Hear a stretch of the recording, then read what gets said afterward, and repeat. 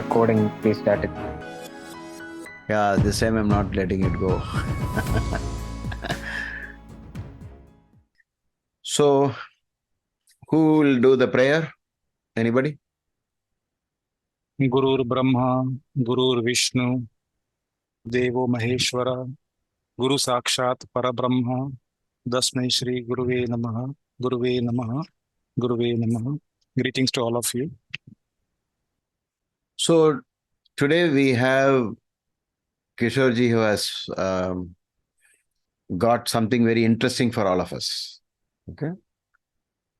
So, and before we start, I would like to tell you, it's not about finding who the person is. We are not doing any, puzzle to be excited about. I'll soon find out who this person is. Even if you manage to find, because you're very good with searching on the internet or something, keep it to yourself, because you don't start giving the clues only from that. But as long as we are sticking to the horoscope and we are breaking our head on, finding the combinations, I mean, that part of it is the most important one. It's not about finding who the person is. Okay. And whenever you make a statement, try to type it out. And also, if you say something about a planetary position, after mentioning the planetary position, at least make one line or two lines, some statement upon what you think might be its effect, right? So if you say Lagna Lord in the sixth house, I see the Lagna Lord in the sixth house. You can't stop like that. You have to say this person is susceptible to health problems and mind problems. And if it is aspected by, malefic, natural malefic, like Maharshi says, then it can get worse, something like that. But you have the horoscope in front of you. You're going to read exactly what is there, and you just make a statement, because you don't really have to be bothered about whether you're making a mistake, mainly because you're going to quote from classical textbooks. And classical textbooks generally, somehow or the other, they will become the truth, or there is so much truth in them. So sometimes maybe in the person's life that event has not yet happened, but it will happen in the future. So think like that and leave it. Don't bother about, no, it's not tallying. So do we change the rules? Do we say, do we call up Maharishi Parashar and Bhrigu and say, you made a mistake? Are we going to do that? Okay. So definitely not. They've given us such a great wealth. So a wealth of knowledge. So we'll bow down to them. Om Gurave Namaha, Om Gurave Namaha, Om Gurave Namaha. So we'll start now. Now over to Kishorji. You have it ready, right? The charts. Yes, Guruji. So I have a few charts which are all linked with each other. But if time permits, we'll go to the second chart. Otherwise, we'll stick with the main chart. Yeah, I think we can stay because we have enough time, right? Slowly we'll go one by one. Okay. We'll see how it goes, but we'll stick to one, because if you read many horoscopes at one time, it is like in the good old days, they were told, don't take many horoscopes at one time to an astrologer.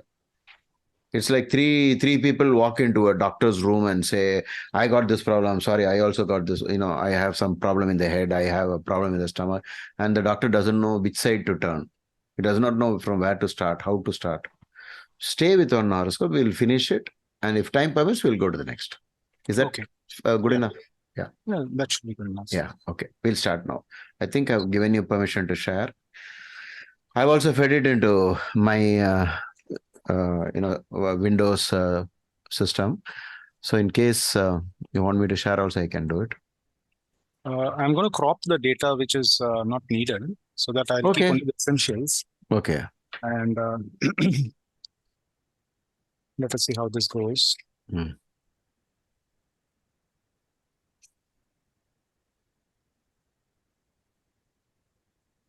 Wow. You now are providing both both the formats. Yes, sir. But the divisional, they won't be able to read though if they're only used to the North Indian format, right? Yes, sir. So if people request, I can convert the above chart to a divisional, all divisions chart. Maybe I can do it even now. Okay. So, yeah, I think that way you can start off with D1 and then move, right? yeah. So this is now all divisions chart. Oh, Correct. No. It is there's all a problem divisions. with this. Yeah, variation. Yeah. So we are now in D1 actually. Correct. D1 in both, right? We got it. This is D1, and this is the all divisions chart, which I'm going to keep it as Navamsh. This is Navamsh in South Indian. Correct. And we need to also find out if the number of North Indian preferring students are more or equal or less or minority. Accordingly, we can cater in the future. Okay. So if people are interested in North Indian charts also, please put a message in the chat box. Me or Gautam will take note of it. And we can do You the want to next know the percentage. Yeah. Okay. So we'll have to create pages in accordance to that. Yeah. Nice. Good idea. Even now, if they want, I can do it. It's not a problem. But if they need it, we can do it. Do we have any clue about which aspect of life should we look into, or is it just? So actually, strangely, Guruji, we have been observing a few charts, which I'm not sure if Mardini is a part of today's list of audience. And Mardini used the word Graha Malika Yoga, right? Correct. Yeah, so something similar keeps cropping up nowadays. I don't know if it's synchronicity or something. Whatever charts which I'm looking at, I keep seeing this, especially in the study that I'm doing about entrepreneurs. There seems to be some sort of a Graha Malika Yoga that's pushing these people to peak performance or peak degradation. So it can be either way. So it can either bring them go deep into hell or go high in heaven. In terms of the planetary existence on Earth. There's a saying, right? There's heaven and hell are both there here in Earth itself. Correct. We can feel it. So in the same way, I feel that the experience that the person undergoes should be seen in the chart also. So without revealing too much and without giving wrong ideas, let us look at the chart. And Guruji, what do you think would be the time frame to meditate on the chart before people can actually speak? Maybe 3 minutes, 5 minutes? 3 minutes is enough. Yeah. Okay. And meanwhile, they can open up with some statements as soon as they see something. Typing would be, Guruji? Yeah. Yes. Typing first. Or they can take turns to unmute, speak out what they have to, and then reverse back to the mute. Sure. Right. Yes, Karthik ji. So first thing I notice is there is a Shrinkala Parivartana between second, 11th and first. What Parivartana? Shrinkala, Guruji. Oh. There is three Parivartana in three planets, with 3 planets, interconnected Parivartana. Okay, interconnected. It's actually something that's not used in the classical text, if I'm not mistaken, Karthik ji. But I used it in my philanthropy presentation. But I'm not sure if it is referred in the classical text. Even if it's referred in one of them, I would be grateful for you to point the source. Guruji, are you aware of this, Guruji? The mention of Shrinkala Yoga or Shrinkala Parivartana in ancient texts? No. Okay. So we'll have to keep that with a pinch of salt. Kishorji, can we see the degrees? Sure. Thank you. So those who attended yesterday's and the previous week's classes, there was some important concept which kept repeating again and again. Let me remind you that it is connected with the Bhava Madhya. So any graha that is on the Bhava Madhya tends to give its results pronounced, keep its results pronounced. So please keep that as the preliminary observation, and then you can proceed.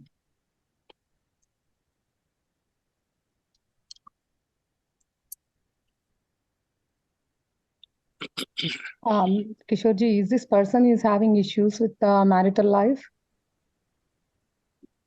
And what is the statement behind it?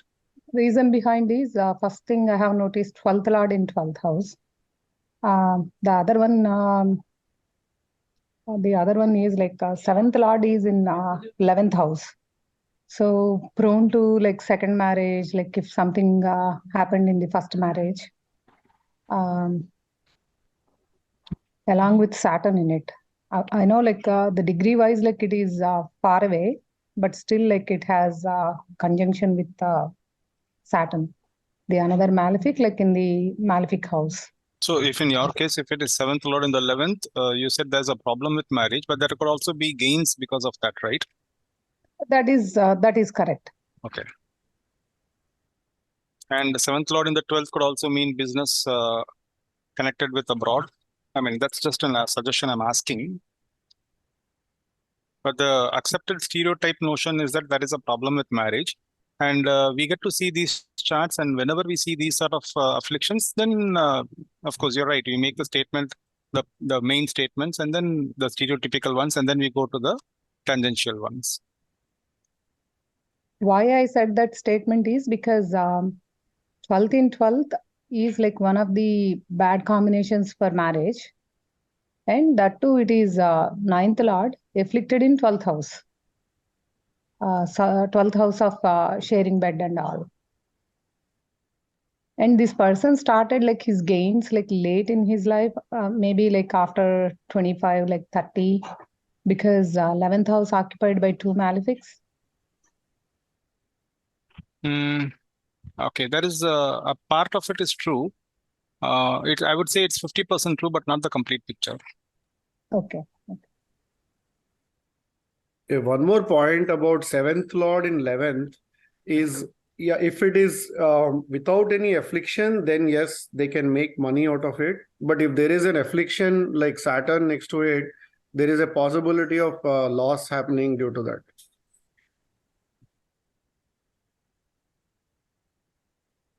Here I would like to ask Guruji a question that's perplexing to most of us. Guruji, when we start our line of thinking, do we start with the lordship, the lords of various houses in the bhavas, and then proceed with the graha characteristics of each lords? Or do we first take the grahas and then go to the lordships? Is my question clear, Guruji? It's actually grahas first. Okay, and then the adhipatyam, Yes. Graha, their dignity. That's how we should start. Because ultimately it will be, the angle of Shadbala, Vimshopaka, exaltation, Swakshetra, afflictions. It starts from there. Because even if you do the Lord's houses in different houses, the question will come about if you want to be sure about the result, it will be based upon more of the planet itself. I think we should start with planets first. Okay, it's more like the basket being good, but the fruits may be rotten.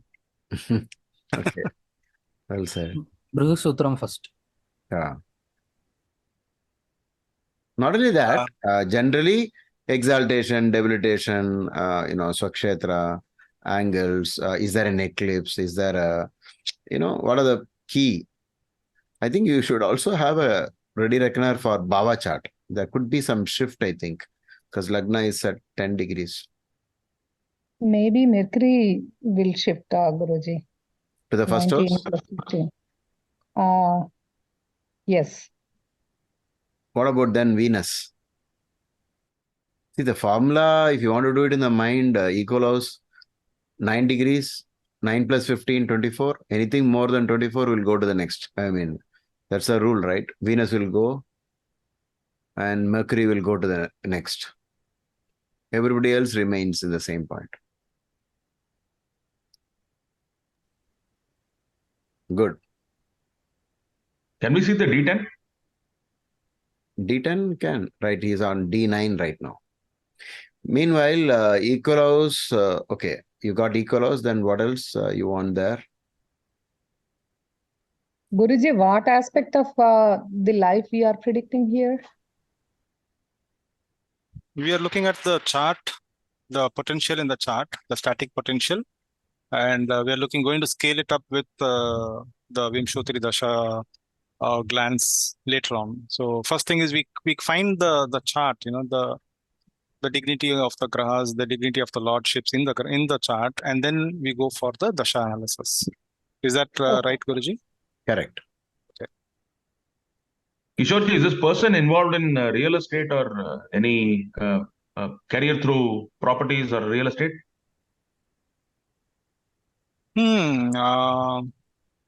You could say that. Are you talking about a profession, or are you talking about the wealth? Gains, mainly gains through real estate. Okay, I'll have to check that and come back to you. Real estate Kishore, as a livelihood. Is this Correct, only me who cannot see completely D10? Part of it is like The cutting bottom down. row is not Yeah, visible. bottom row is not showing up.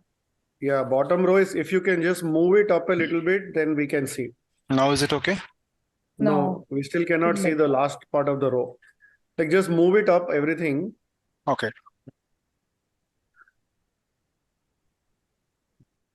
Is this better? Yeah, this is better on the right side, left side too, the house equal chart Yeah, also. equal house system we cannot still see. Okay. So if we start with planets, like Sun is debilitated, which is again 11th Lord in first debilitated, and which could mean, might not have a high position, or could also mean, issues with father. And again, Jupiter also is debilitated in the fourth house.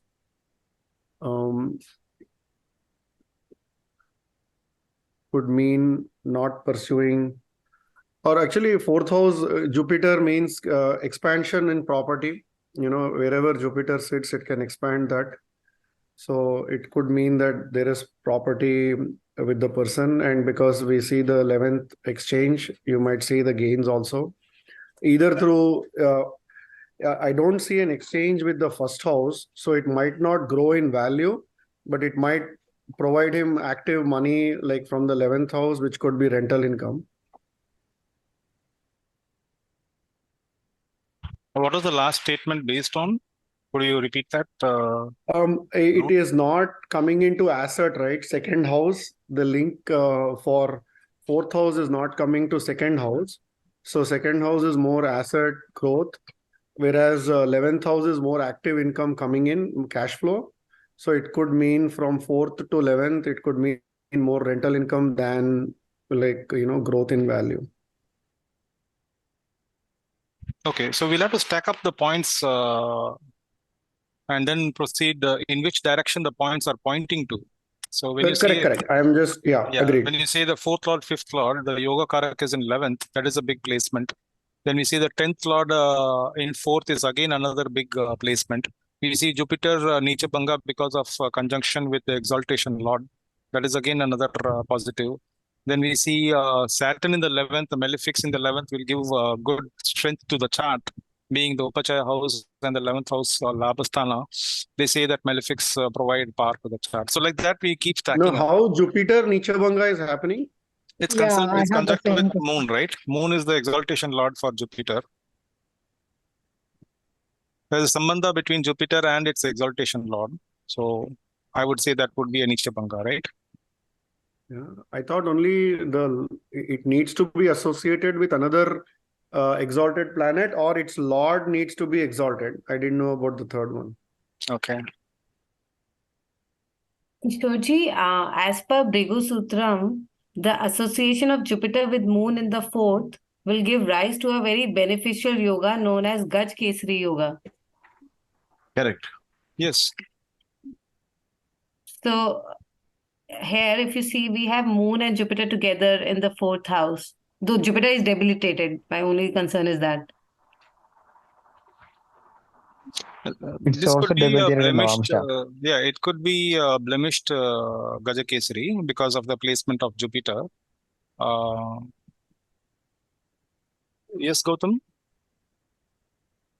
Jupiter is debilitated in Navamsha too. Okay, let me put the Navamsha.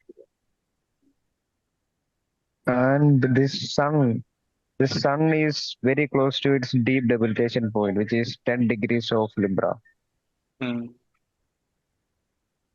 There is another blemish to that Gajkesar Yoga because of Jupiter is like one of the malefics for this ascendant.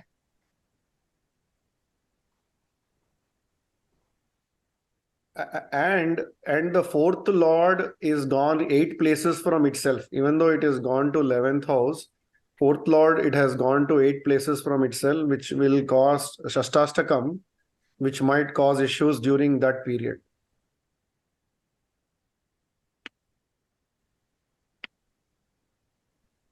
Um, 10th Lord in 4th house, which is obviously a good one, and separately Moon in 4th house is like abundant milk based off of milk and wealth based off of Brigasutram. So And are we definitely seeing the points going towards wealth?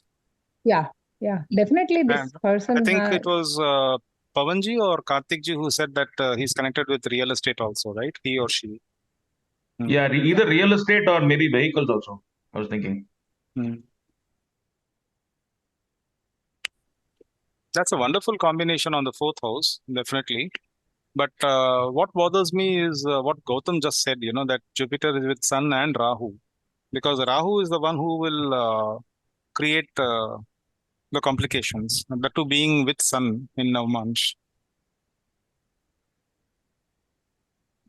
Also, we can see that Saturn sticks to the 11th even in Navmansh.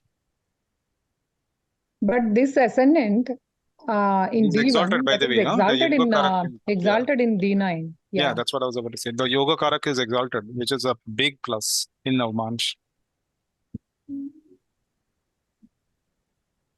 And also, Lagna Lord in the 3rd house, it could mean a little bit self-made also. 3rd house is more, Krishi and hard work. So Lagna Lord in 3rd could mean self-made money.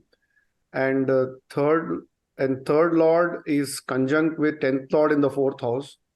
So again, 3rd Lord, 10th Lord also connection is happening. So it could be a lot of either be in self business or self-started something. 3rd and 10th, you're saying?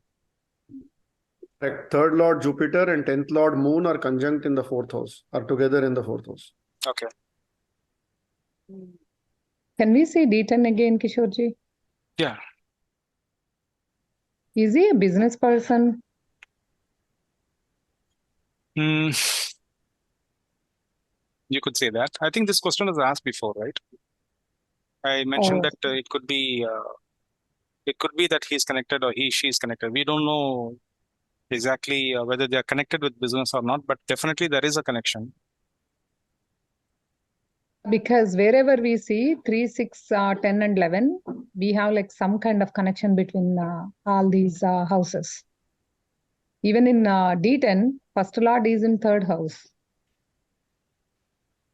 In D10, 1st Lord is in 3rd house. Okay. Yeah, 6th Lord is in 1st house. I read somewhere when Sun is in the 1st house, normally they tend to do a business.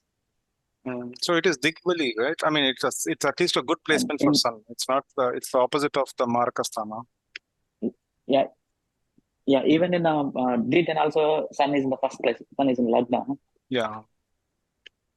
So, but if you see in D1, Sun is in debilitation, even though it's in the 1st house. And in D10, Sun is in the house of Saturn. So it's in its enemy house. So you think that will contribute to something good, or it should contribute to something on the negative side, right? That is correct. Definitely. And Sun also moved again 6 places. It's also so 8th Lord. Let Tanvi document what she said now. Okay. Yeah. Because what she said is from the classical texts, so we cannot ignore that. Tanvi, can you type out what he said? If you can. Sure, sir. Yeah, yes. To add to Tanvi's point, in D9, Sun has moved as lordship also 6 houses. So which is also a little bit Dusthana.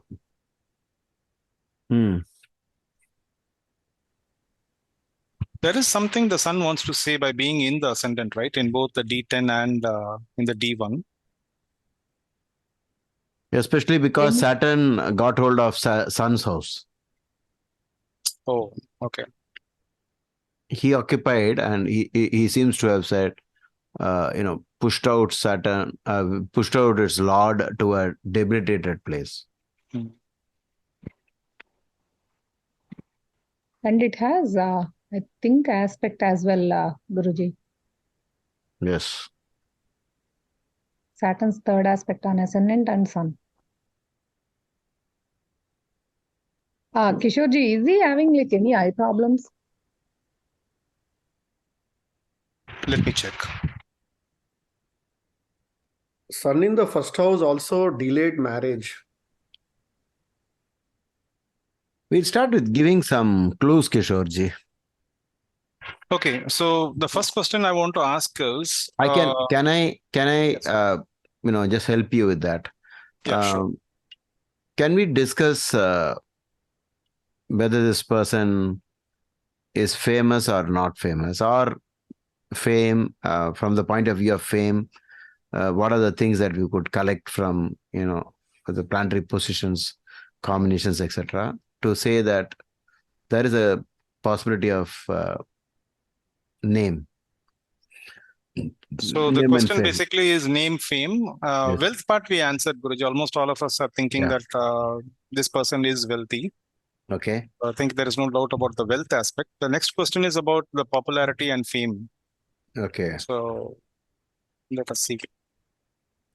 Guruji, from Bhrigu Sutram, if sun is in debilitation and is not aspected by any benefics, then the person will be devoid of learning and power and be blind. So he may not be, maybe he may not be famous, or he may have the wrong type of fame. Could you type it out, Karthik ji? Sure.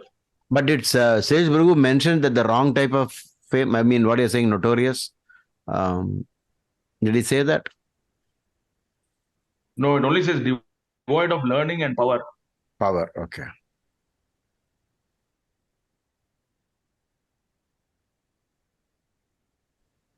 Please type it, Karthik ji.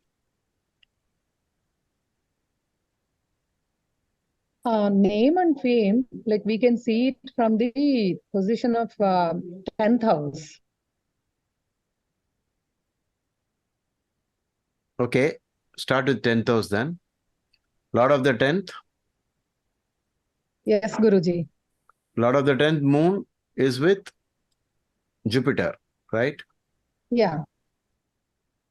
Okay.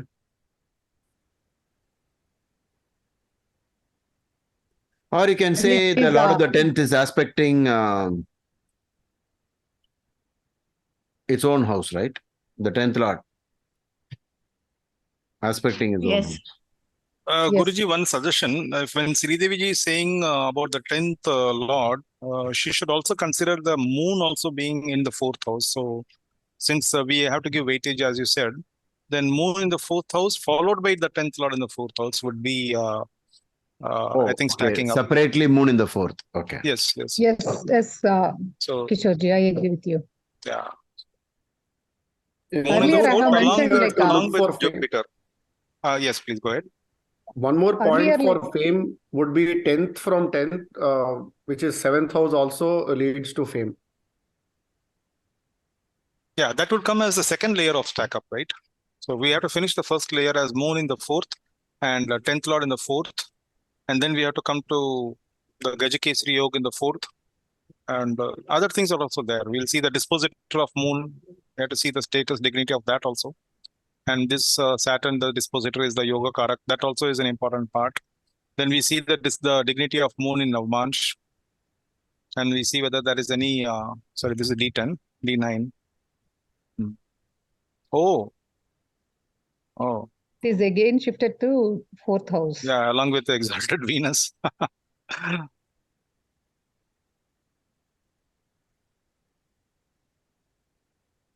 And the Yogakaraka planet in D1 is exalted in D9 in 11th house. Yeah.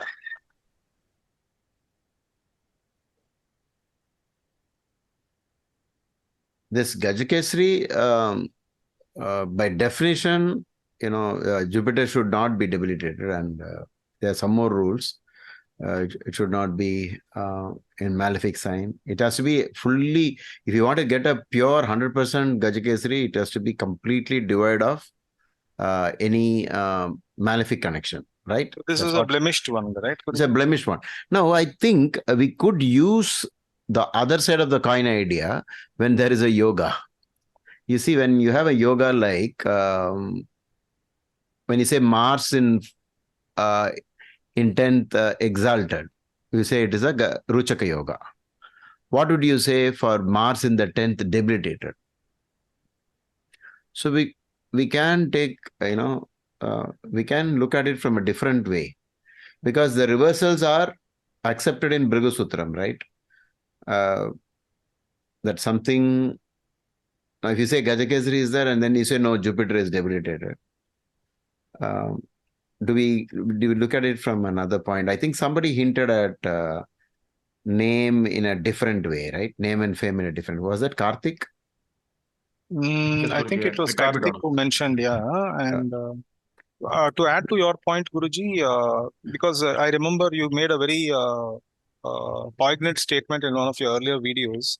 See, the problem is that most of the poignant statements, they are in between the other statements. So one of the most important ones, according to me, is like we have to look at the chart like a detective, searching for the clues, and then go further down and see the dignity of that yog in the Navmansh and then the Dashmansh, and then you said if the time is right, then we go to Sashtiyamsh. So Correct. Whenever we see the yogas in the D1, make a note of it and we'll keep it in the back of the mind. Then we go to D9 and see whether the dignity of the yoga is there, whether the yoga is the same yoga is repeating, or whether the dignity of the graha has become higher than normal. Then we give more importance and credibility to the fructification of that yoga. Okay.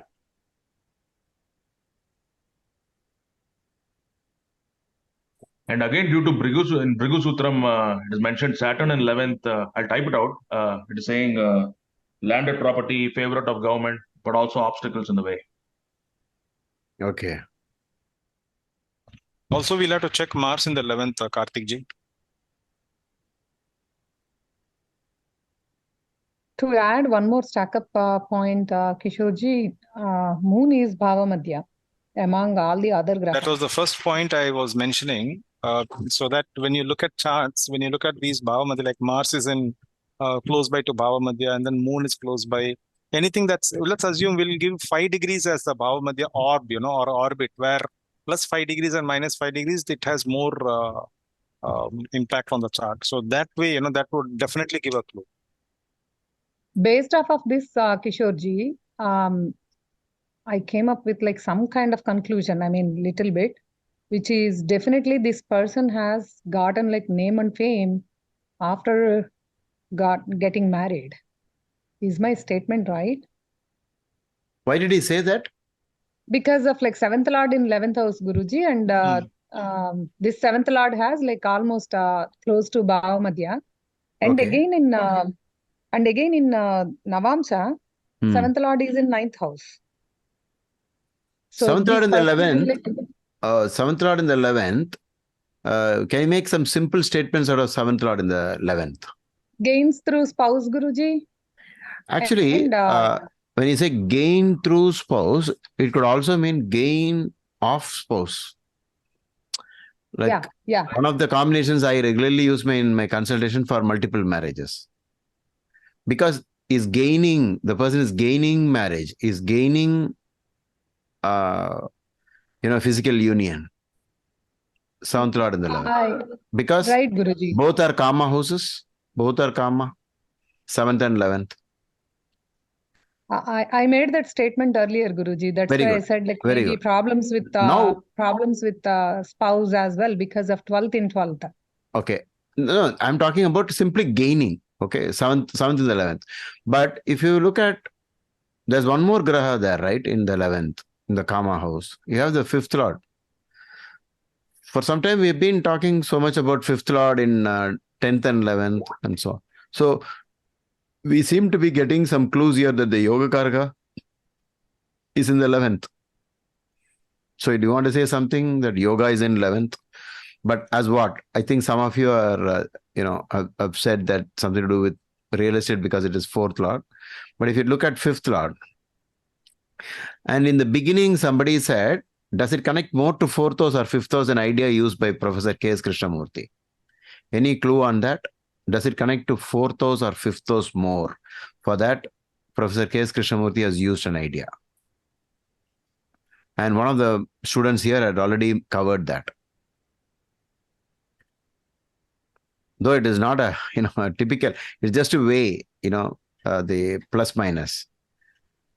So when you say the fourth lord is in the 8th from 4th, fourth lord is in the 11th, in the basic chart, but you say from the 4th, if you refer, it is in the 8th. Somebody mentions Shashtashaka, right? For 5th house, which student? I don't remember the name. No, I think 5th was not mentioned, Guruji, but is No, it no. Somebody said 4th. This is Pawan, sir. I mentioned it. Yeah, Pawan, sir. Pawan mentioned. So when Pawan mentioned 4th, it's one of the points used in fine-tuning reading. Like from that house, how many has it moved? From the other one, how many has it moved? So definitely the 5th house is strong here. Because of Mool Trikona, Guruji. Yeah, because of Mula Trikona. The predominant house, Maharshi Parashara said that, right? You give more weightage to the predominant house. What do you mean by predominant? Predominant is only Mula Trikona. The Mula Trikona. Okay. So there's something about the 7th and 5th lords coming to the 11th, at least, right? This is a 2-planet combination. So do we get some clue from that? I think you covered wealth and so on. Definitely, Guruji. I mean, even in Navamsha, as I mentioned earlier, 7th lord is in 9th house. Bhava lord, the theory, it is like many women and many undertakings. Okay. I see. Many women. Okay. As usual, our Brigu Sutram is bang on target, Guruji. Okay. Moon in the 4th house. I have pasted the text. Oh, you pasted very it. Relevant. Yeah, it's very relevant. Okay. And very important. And whenever he makes a statement as grandiose as this, the first bang itself he gives, crowned as a king or attaining high status in government, owning many horses or conveyances, agricultural and financial prosperity.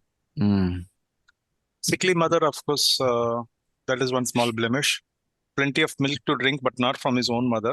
Abundant good food and happiness. So the positives are really striking, Guruji, and especially being in Bhav Madhya, definitely these things should be reflected in the chart. Fondness for women other than wife, you're deleting that. I censored it.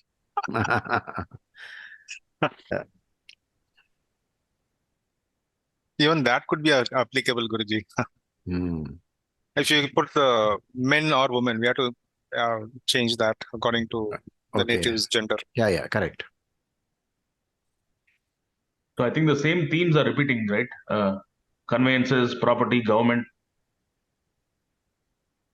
Well, Kishorji, is he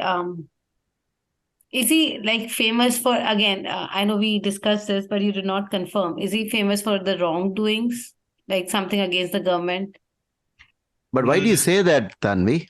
Yeah, what is the statement backing? So Mercury in 12th, it's in Mool Trikona, but I was just reading from Brigu Sutram. If it is associated with malefic, and I'm assuming Ketu is a malefic, the native will have an unstable mind and he will have bitterness towards the king. Okay. So that's why I just asked, because there was one more point raised around it.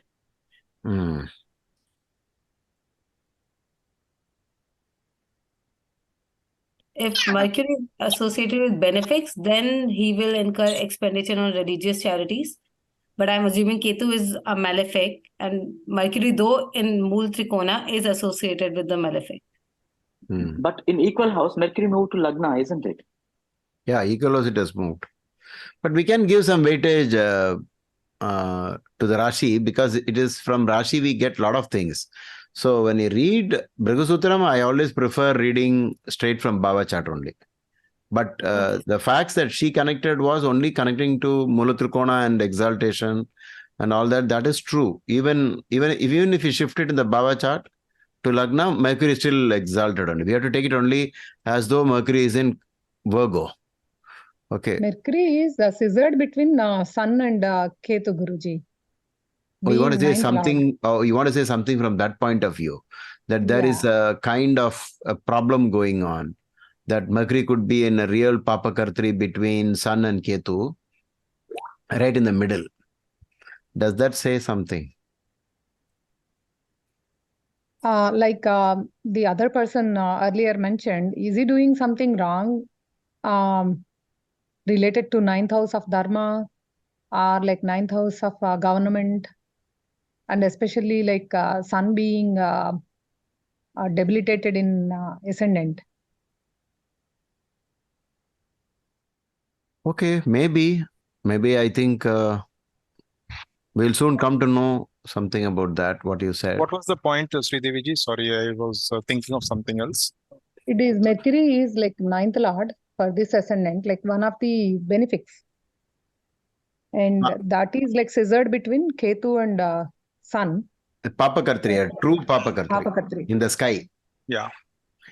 Now, what she's trying to say is, it is a ninth house Dharma. It is Dharma means the right way, the rules of the game. Okay. So you'll have to give a lot of weightage to Rahu Ketu, because Rahu Ketu is called rebel, right? Rebel planet. So we have a situation of the rebel nature, unconventional. What are the keywords for Rahu? Maya. Maya, very good. Hiding, snake hides. Snake.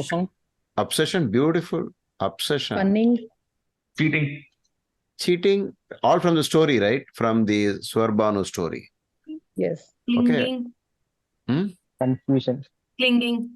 Yeah, clinging, beautiful. Wanting Clinging. what not is ours. Okay, what is not ours? Because he grabs the Amrita from the other side, right? He goes to the other side. You're trying to deny me this, I'll take that also. You're not going to deny. Like that. So there is a problem when Rahu, the anti-Dharma Graha, connects to Dharma, the ninth. And where is it all connecting? At least in the Rashi chart, it was on the 12th, right? You see, when you talk about yogas, you have to be very careful, like, what are you talking about? And then whether we give importance to Bhava chart or the Rashi chart. How many of you will ignore, if you say, should we take Mercury in the first house or 12th house and then talk about Rahu affliction? Which is correct? Or you want to say Rahu Ketu affliction on Mercury is irrelevant of any shift? Which one is better? Which statement is better? Because it is irrelevant here, Guruji, because irrelevant. Huh? For this ascendant, for this native, it is irrelevant, Guruji, because regardless of whatever the placement it is still Papakartri. Correct. That's the point. That's the point we should never miss. There is a problem for the ninth lord. Nobody can deny that. And that happens, that affliction happened in the 12th place because Ketu holds on to the 12th only. Right? He doesn't move. Only Mercury just shifted. If you use the percentage of shift, it will be very low. Mercury will be in Bhava, not in Bhava Madhya. It will be in Antya. Correct? It will be at the edge. Because 9 plus 15. So just manage to get in. So in reality, 9th house lord is afflicted. That is only correct. So the person could have done something which I think, maybe, I don't know, when you come to know who the person is, you might not always accept what I say. I still feel that we should stick to the plan of what God made us, like you're not supposed to go against God. So only Rahu does certain things. Rahu does different things. Rahu does it differently. Okay, so can use it as a slogan. I think one of the most valid points in just now today's discussion is the noting of Mercury getting afflicted between Sun and Ketu as the lord of the ninth. Get a picture about this person, right? A lot of karma, right? 7th house. fifth house in 11th house. Love and union. So much weightage is given there. Because this dispositor of Mars and Saturn is debilitated, maybe there is something bad about it, which is what I think some of you already hinted. Maybe it is not so good. I think it is enough, like we'll have to reveal it, Kishorji. Or shall we use a Dasha and Antardasha and try to see what happened in 2015? I think the prominent years would also be 1970. When was the years? Yeah, I just 1972 was start. Okay. Yeah, let me change it. Did anyone said anything about things from the Chandra Lagna? No, Gautam, we are waiting for you. From Chandra Lagna, what do you note? The fifth lord again goes to the 11th house. Okay, so the 11th, the 5-11 connections are very high. That's what you want to say. Yes. Ninth is also same thing, Guruji. Ninth lord is again Mercury, and again it is in Papakatri. Okay. Which is very strong. So 5th and the 11th, you want to say something to do with 5th house stuff? Or you want to pinpoint and say acting or sports or creativity, any particular field, or you simply want to start off by making a general statement, there's so much 5th house? Sir, easy preaching or saying something wrong about like 5th house matters? Preaching bad things. How did he say that even? That is more because interesting. of he is definitely like he is in name and fame through like his 5th house because placement is good. But when it comes to like 9th house, like he is doing something wrong. And especially when we were talking about like many women and also like a 12th house affliction and 9th house affliction, it leads to something wrong with talking bad about like romance or talking bad about I'm just trying to combine between 5th house and 9th house and 12th house, Guruji. Talking bad about like women if he's a male chart. Oh. Yeah, maybe using his public fame to talk bad about Dharma or something like that.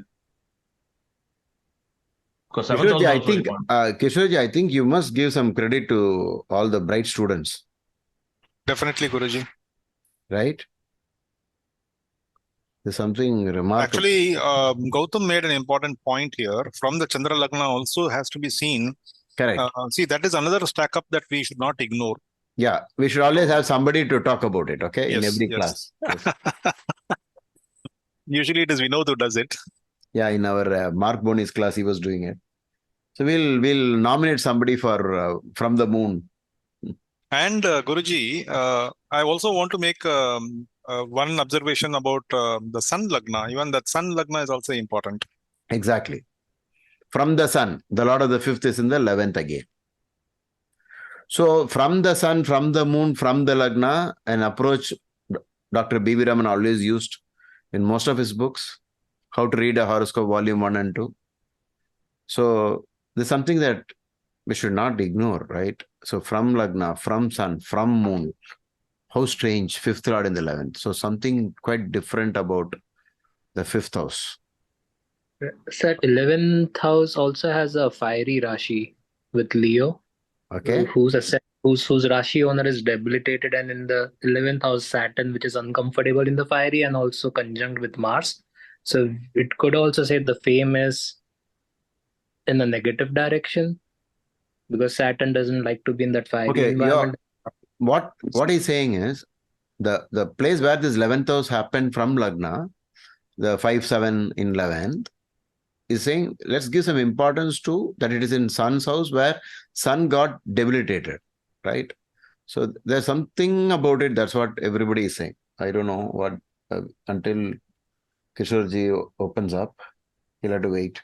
But do you think this person could have been very good at some games? Probably, Guruji, because of 5th and 11th connection. 5 and 11, overwhelming evidence we got. Okay. Can we see Charakarakas? Yes, of course. So one thing I note, Charakarakas. yeah. And You One want to thing- see exalted Charakarakas? exalted Mercury makes the person intelligent, but because it is between malefics, he might be using the intelligence to go the wrong way. Okay. Also from all those lagnas, ascendant, sun, and from the moon, even the third lord is debilitated. So what could it mean? Which one? The third lord from lagna, from sun, as well as the moon, is debilitated. That's a huge stack up, Gautam. Yeah. Oh. Well, in the same way, because Sun and Lagna in the same place, so at least two of them will be always the same, right? So this Lagna is very powerful, right? From that way, when the Sun and Lagna, you will have more of the Libra, right? The Libra thing showing up. And then on top of that, Gautam points out from the moon, some repetitions are happening because the way the moon is. Also, the third lord, although debilitated, it is in Vargotam, the same position in D9. Well, Jupiter being the third lord from all the three lagnas, it shows some activities there, significant activities, something related to the third house. Good, good.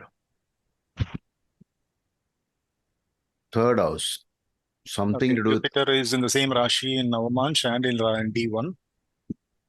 No, one thing is evident that when Jupiter debilitated along with the ninth house affliction of Rahu and Ketu, it is definitely something which is not normal, right? There is some abnormality to it because of the Nicham and also the severe affliction by Rahu and Ketu. Rahu's dispositor is only Guru, who went into Nicha. In the D10, I see now, since the chart is available, there is a heavy connection between which graha catches your attention in D10? 9th house again, Guruji. No, in D10, which house should you always look first? Which house? 1st and 10th. First and 10th. So look at 10th and find out anything special about that. Mars is there, and bang opposite that there is Venus. In both are something, right? Digbali. Yeah, okay, Digbal, but that's also very nice. Parivartana. Parivartana, yes. Parivartana between Venus and Mars, where most of the modern astrologers are saying, read the divisional chart as though you read a normal chart, but focus more on what is the main topic. So can we say the Lord of the 5th, which is whatever we are searching for in the basic chart, 5th house, 5th house, 5th house. So 5th Lord is in the 4th in a Parivartana with the 10th Lord, with the 11th Lord. So there is a 11-5 connection here. Do we accept that in Parivartana? Yes, Guruji. Yes, Guruji. Right? It's something very important, right? Yoga Karaka and Lord of 11th on Kendra from each other, the mutual Kendras. So somebody V says boxer, maybe possible, but there's definitely a lot of Mars in this person, right? There's so much of 5th house stuff. In the Lagna, you have Mercury and the Sun. So the Sun sticks to Lagna many times. Okay, now we'll jump straight to D60. From D60, do you get anything about 5th Lord and something? Anything? Because we're searching, right? When we started, Kishorji said, horoscope reading should be like a detective. Searching, got a clue and chase the clue. Go after the clue. One One by small one. correction, Guruji. I didn't say. I said it. You said it. Okay, whatever. Okay. So it doesn't matter who said it, as long as it is the truth. It no longer matters who said. Yeah, So credit from goes to you. That is what. okay. D60, any statement you can make about this chasing? Fifth Yes, lord Guruji. and tenth lord and first. That's No, all. first Fifth lord in the important point. 10th. Fifth lord in Ninth the and 10th, Lord. 9th and 10th in the Lagna. Yoga along with the Karaka. Lagna Lord. Yoga Karaka in Lagna. Correct. Again with Venus, Lagna Lord. So there's something very peculiar in this chart between the Venus Mars energy. On 1/7, you have something very strange happening. There is a Saturn, Venus, Ketu, Rahu, Mars.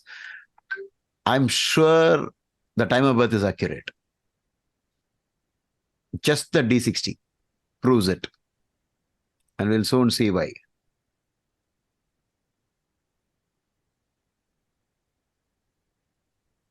So one by one, we'll have to start saying, because the One observation about the seventh lord or the seventh bhava is not only about spouse, it's also about your business dealings and also your connections with the country other than your own country, Guruji. It's not like merely moving into abroad, but when you say that 12th house, we see that there's a connection with the other country, the alien country. And see, the stereotypical is about the Ayana Sayana Bhogasthana, no, that bedroom pleasures. But apart from that, we have to come out and see what other things we can perceive from the chart, you know. So this seventh lord and the 12th and these combinations would give popularity beyond, or you could say even connections beyond the hometown or the home country. Okay. So that is one aspect I keep repeatedly seeing in the powerful charts. There's a 12th house is not exactly the Dusthana that we've been thinking of. It is also an arena where you make your presence felt. Something, you know, that stands out. It's not the normal. Of course, even in normal charts we can say bed pleasures and you know, alienation, isolation, and all that. But sometimes we see even the other connections coming up strongly. Are you speaking of D7 or D60? No, generally, I'm talking about 7th and the 12th. So when I think there was a point to mention about the 7th lord going to the 12th or something, there was a problem with marriage or spouse. Also. Is that that was the first stereotypical statement? I'm not saying it's wrong, but we can also add up and say that there's a connection with other countries, you know, outside the country. Okay. And I think Karthik or Pavanji mentioned the 10th from the 10th is the 7th, right? Which one? 10th? Who was it? Bhavat Bhavam, yeah, 10th from 10th from 10th 10th. from the 10th is the 7th. Yeah. Yeah, so that can be a connection there also about the 7th lord going to the 12th house. Correct. Kishorji, where is Mars in D10? Because we cannot see that bottom row again. Oh, okay. Just a sec. I mean, Mars in D60, I mean. Can you see it now? No. It's coming, slowly coming. Little bit more smaller. Can you make the screen little smaller? Yeah. A little bit more. Not clear yet. Gautam, are you able to see it? Yes, Guruji, everything is perfect for me. I mean, yeah. Yeah, I think if you move the mouse, I think the lower portion will become visible. Oh, No, okay.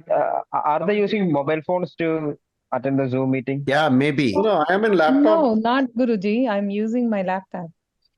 I see. For me, everything is perfect. Yeah, for me also everything is clear. No, for me on a D1 chart, the Mars font is smaller. Oh, Oh, That's yeah, that what is because of she's that referring to. equalizing, you know. because So of, there's no yeah. space. So that I No, can. it's not like how it used to be earlier, Kishorji. We never had like this kind of problem. Okay, then I'll go back to the other chart, the other display page. Yeah, you try different pages and see. Is this okay? Yes, yes, this is okay. Yeah, because Yes, you moved yes, it things is okay. upside. The font size changed. Yeah, okay. And one more point, Rahu is in Karakamsha here. So according to Jaimini, Rahu in Karakamsha Lagna denotes a thief, a bowman, a machinery maker, and a doctor treating poisonous afflictions. Oh, Please type it out, Karthik ji. Yeah. I also want everyone to look at the dasha sequence. I mean, not the Antardashas and all, just the Mahadasha sequence. What With was the the order dasha? of dashas. Yeah. So it was Rahu when, Rahu and Jupiter were the most prominent dashas in his good time. Yeah, Jupiter we can definitely see. Oops.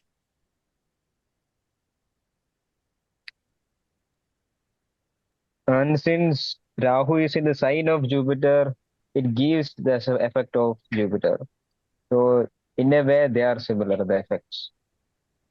And since also we saw that Jupiter has some important prominence in this person's chart, since it repeats itself from the third house multiple places. From Lagna, from Sun, from Moon, it becomes the third lord. Third lord Vargotam. And 12th lord in the first could also mean foreign connections, could also mean spirituality. So, and Mercury being communication, it might be he might or he or she might be doing some kind of communication regarding spirituality also. That's a strange point. But even in a movie, we don't hold the suspense for a long time, right? Somewhere the director will reveal the, how long. Sometimes it's Guruji. Sometimes it's a good feeling to be on this side of the table, Guruji, because I've suffered for long, on this No, other you side. you should be kind enough, to give at least something, Okay. some clue. So Because somebody asked, is it a man or a girl? How do we? I mean, lady, no, yeah. female or male? So What answer do we give? yeah, but for that I'll do some small modification. I hope people will not mind me removing the North Indian chart, but it's occupying a lot of real Okay. estate on the screen. Okay. Let's remove that, and we'll push the important charts to the top.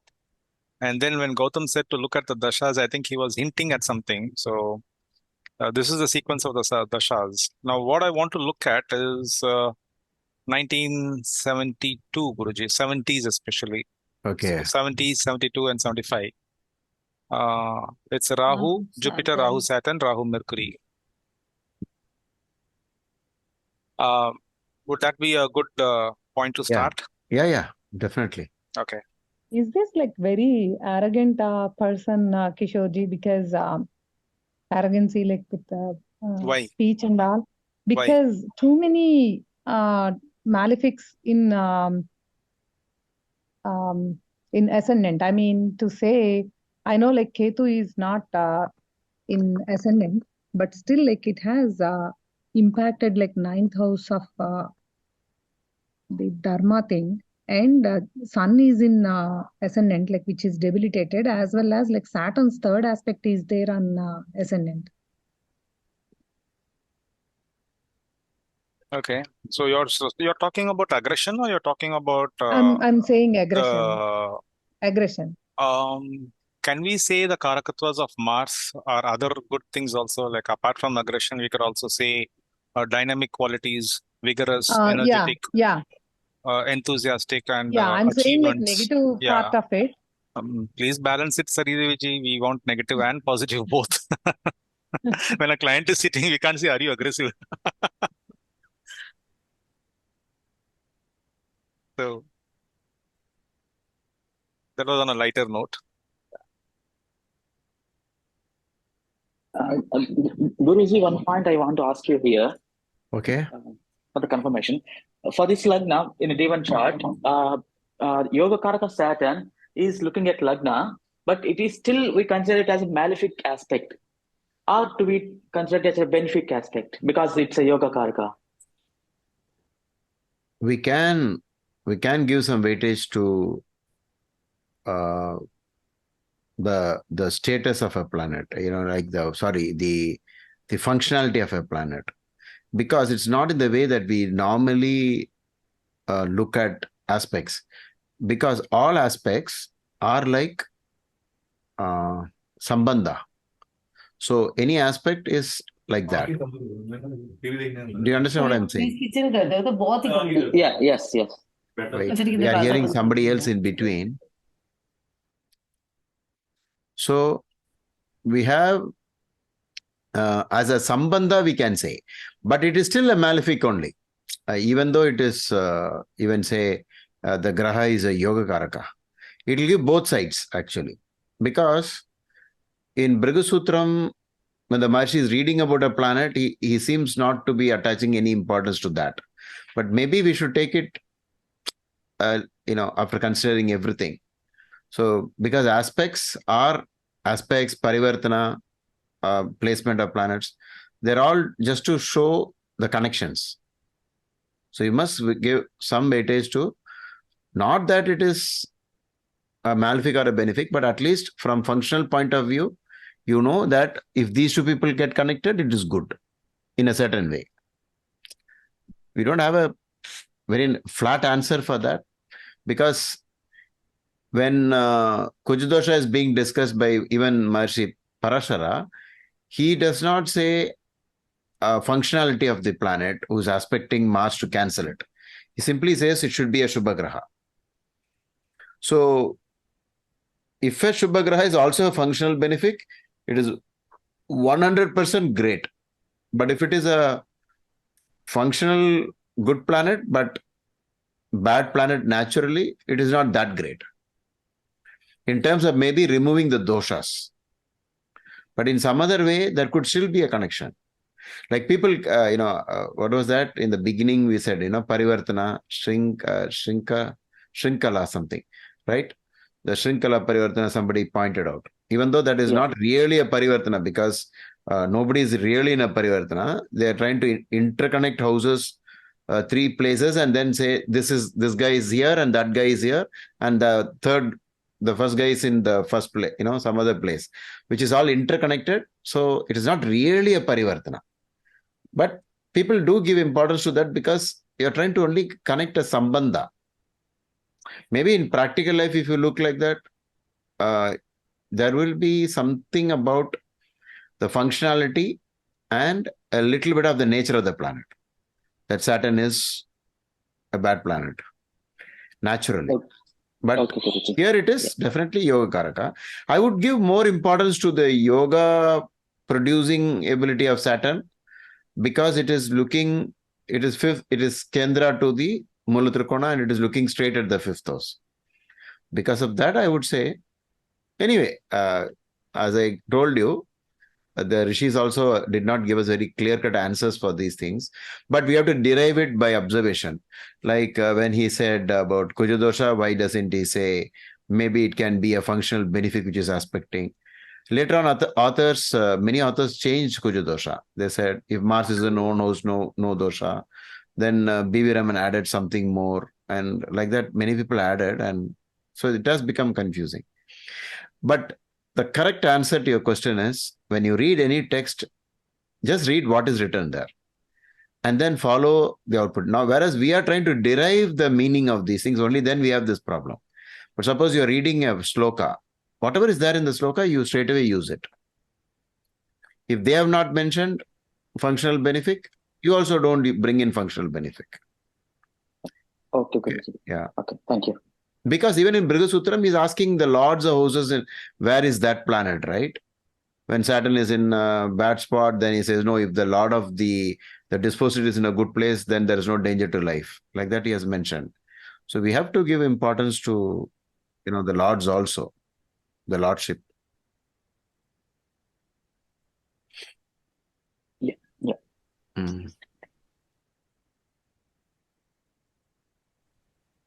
I just copied and pasted Rahu in 6th, again showing he may be a thief. According to Brihasutram, I typed it. Okay. Oh, you're having okay. Illegal type of activities. Mardini says, is this person... Okay, I think we have to start revealing. The show is going to be over very soon. We have come to 3/4 of the movie. Yeah. Somebody mentioned about the dignity of sun. That is a good pointer to start with, Guruji. And this fact that this sun is not in a good spot in even the Varga chakras. Seems to point to something connected with the vitality of this person or the nature of this person. Okay. So would that be one way to start off? Exactly. But then, because by being in Lagna, Sun has on the 7th house, Sun has most probably the greatest impact, right? Yes. Because you don't have anybody else looking with special aspect on the 7th. So Sun all by itself is covering the 7th house. So 7th house Sun, when we say about aspect, so strongly looking like this in a negative way, we can say something about the 7th house. Do you know when we say aspecting a house, it is like the plant is almost in that house, but it's not the same. It's almost there. It's like somebody looking at a house and securing the safety from outside, sitting there with a binocular or whatever, and making sure nobody attacks the house. It's as good as a person is inside the house. But sometimes I feel being outside is you can do a lot more, security for that house. Okay. Anyway, the Sun in Neecha Sthana on 1, looking at 7th house, maybe something about it. Kishorji, earlier I asked about if this person is having eye issues. No, you said you are going to check. No, Sridevi, Okay. I checked. The person is not having any eye issues. Okay. So which means that there is a blemish coming in another area, right? Right. Also, I wanted to point out the dasha in this where the person went through. This Rahu dasha, if we see that from the dasha Lakna Rahu, 5th lord again becomes 5th lord goes to the 11th house again. Yeah. Gautam gives great weightage to the dasha lagna to find out what happened in a particular sequence of dashas. So when we look at the chart and the dasha, then the dashanath becomes the lagna, and from Rahu, the 5th lord has gone to 11th. So the gains are there. Terrific potential. Lagna lord has gone to the 11th. 10th lord has gone to the 11th, right? No, to get the right answer, we'll say something fantastic about the 5th house, right? Yes. At least. Yes. So we'll start by saying the person is an Olympic person. Definitely. The person is an overachiever and somebody who has achieved what only 1% of the people or 0.1% in the planet can achieve. Okay. Which speaks about the power of the chart. We see the malefics. If you look at the Navamansh Guruji, we see 3, 6, 10 and 11 occupied by malefics in the D10. Which means that this person's Upachaya Sthanas in the 10th chart, the 10th Varga Chakra, D10, seems to give a beautiful push towards overachievement. Oh. Now, this achievement does not come ordinarily. It comes at a cost because when you want the Varga Chakras to be good, then other things have to be compromised in the D1, or very rare to see that D1, D9, D10, all of them are showing good things. Which I think it was in that Alcaraz case, right? The tennis legend. Okay. We saw some really good things there. And one important point I had mentioned was this Graha Malika Yoga, which again is seen here in this chart also. If Mardani is here, maybe he can talk about it. Not sure if Mardani is in the list. I can't see. Yeah, I'm here, but I joined late. Sorry. Okay. Mardani, can you speak about this particular Graha Malika Yoga? Do we include Mars, Moon and Jupiter also, or do we take these 4 grahas alone? No, because Sagittarius is empty, so we can start from Leo. Leo, Virgo, Libra, Scorpio. So it's start from can you tell 11 me house. if this is a powerful Graha Malik Yoga? Just 1 minute.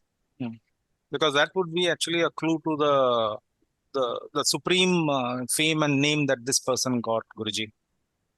Because it's not an ordinary thing. So that is one, of course. Yeah, it's starting from 11 house, ending by 3rd house. So it shows that it needs ascent that is including. So it shows that it needs some efforts but he has to depend on himself in order to achieve something, like constant training, constant working, something like this.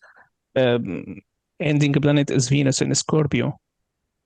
The dispositor is in 11th house, Mars. So the ending planet is connected to the beginning planet. But Mars and Saturn, it's 11th house is good, is strong to be engaged in Graha Maliga Yoga. But I see that there is no dignity for Saturn. Which one has the lower degree, Saturn or Mars here? Mars is 7 degrees Mars. and Saturn Yeah, is so 7. this will give more powerful to the Graha Maliga Yoga. But yes, Graha Maliga Yoga is existing here from 11 to 3rd house, but can And show the that placement of Mars in the 11th is not just Mars, but also the 2nd and the 7th Lord in the 11th. So that would be another positive for wealth and business connections and those sort of things. I mean, that was the point that was raised, merely the 7th and the 11th, and the connection between 211 was not mentioned. I'm not sure if anybody mentioned it or gave any weightage to it, but 211 is pretty strong here. So Mercury in his own house. From the AL, the Aruda Lagna, you have a lineup of grahas on 9, 10, 11 from AL. Oh, yeah. And you have a 10th house Lord in its own house, exalted. So we have AL is what other people see. So in public life, AL can be one of the important reference point. Public life, where you people are looking to you, looking up to you,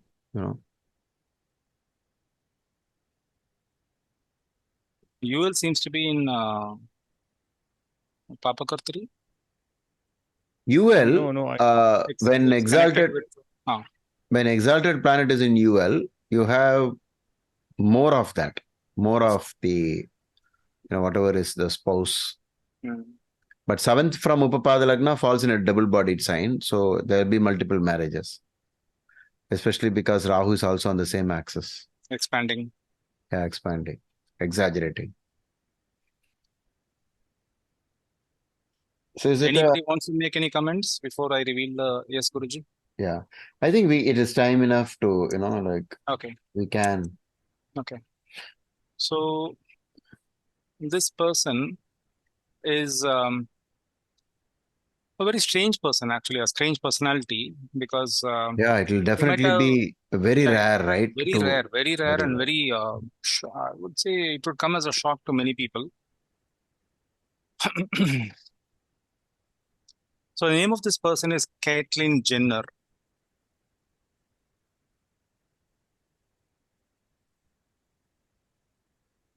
Anybody heard the name? Please raise It's your very hand. difficult. He had the gender change, right? Yeah, she's the one. Yeah. And how do you know about the gender change, Karthik ji? It's popular. Yeah. So in the Western world, I think, in the Western world, she's quite popular. Now it's a she. Previously, it was a he. The original name of this native is Bruce Jenner. And later on, she went. I will have to address her as a she. She went on to announce that she's a transgender woman, and then she started wearing women's attire from 2015. But before we go to 2015, the reason why I wanted to ponder between 70 and 72 is because that was a time when she reached the pinnacle of her performance. And the performance that she achieved was nothing short of what I mentioned, like 0.1% of the world's population, or even smaller than that. Is that she became Olympic champion. Okay.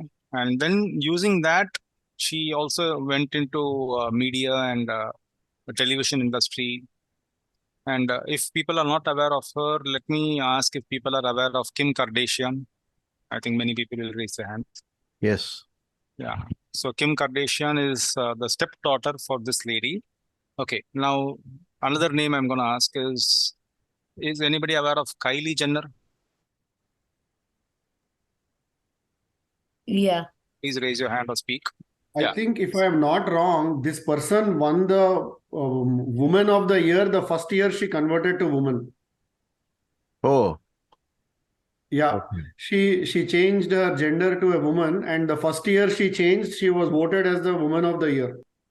Oh, okay. Was she the woman of the year or the transgender woman of the year? Trans Woman of the woman. Year. Okay, okay. And the best part is that, I mean, it might be difficult for us as Indians, who are in a different culture, is that when she came out publicly, it was taken in a positive way. There was no stigma attached to this, and we are slowly transitioning to a period where the stigma uh, uh, is reduced on these cases. And it's in a way, it's important that this is not there even in our mind. We have to remove it, because whenever we see such people in our areas, in the places where we live in India, we generally have a stigma associated with these people. But I'm really happy to say that she or he has achieved so much in life, and then they took on that stigma probably to create an awareness, and to run a campaign that would go towards honoring or not abusing such things in society, at least in places where it is being abused or being looked down upon. But Kishorji, this is a very strange, very, very strange. Strange, because as a man, he actually produced children, right? Yes, Guruji. Biological and psychological could be two different things. Okay. I'm reading 6 children with 3 successive wives. Christy Crownover, Linda Thompson, and Kris Jenner from 2007 to 21. So this was a perfect male, but then, so being did the most unconventional thing, right? Because of the Rahu Ketu effect on the 9th and 12th. Was that this 9th house affliction, Guruji, that came? Yeah. Because normally it doesn't happen. Because he must have been a perfect male. Okay. And then something happened. Most eligible bachelor. Yeah, whatever. Okay. And then he changes. It is not because there was a problem and then some sex correction was done. It was not like that. This is very strange, because he performed all the Olympic thing as a man, right? He performed everything as a man. Yes. So once he became the female, I think she attempted something with the elections, but she lost miserably in the election. We can say sun debilitation worked there. But sun letting down, we can take it like a very strange reversal of everything, right? Guruji, in the past we have seen sun in the 7th house gives confusion regarding gender. Oh, so that maybe here also... not disrespecting opposite sex. That rule, right? Yeah, we had something about the sun on 1/7 axis, right? Yes, at the same time, Saturn also aspecting Mercury. I don't know how close conjunction, but Saturn also aspecting Sun, Mercury. And Mercury in first house, looking at 7th. There was one rule in based on Trimshamsa. That is, whenever the Lagna Lord in Trimshamsa goes to Mercury's place, there could be a transformation. I mean, Brihajataka and those, like Sri Varamir and others, they said the something about some abnormality in the sexual habit. Only that they have mentioned. I think if you click on that 30 on the top, Trimsamsa, you can see that in this chart it has happened. The Lord of Lagna in Mercury's place. Mercury is actually this transformation. Okay, Mercury. But then the Sun on 1/7 added to that. But in this Trimsamsa, it's specific, but it's not very clear because for females we can use it seems. But this person was born as a man. Do we still use that rule? Yeah, I think why can't we use it?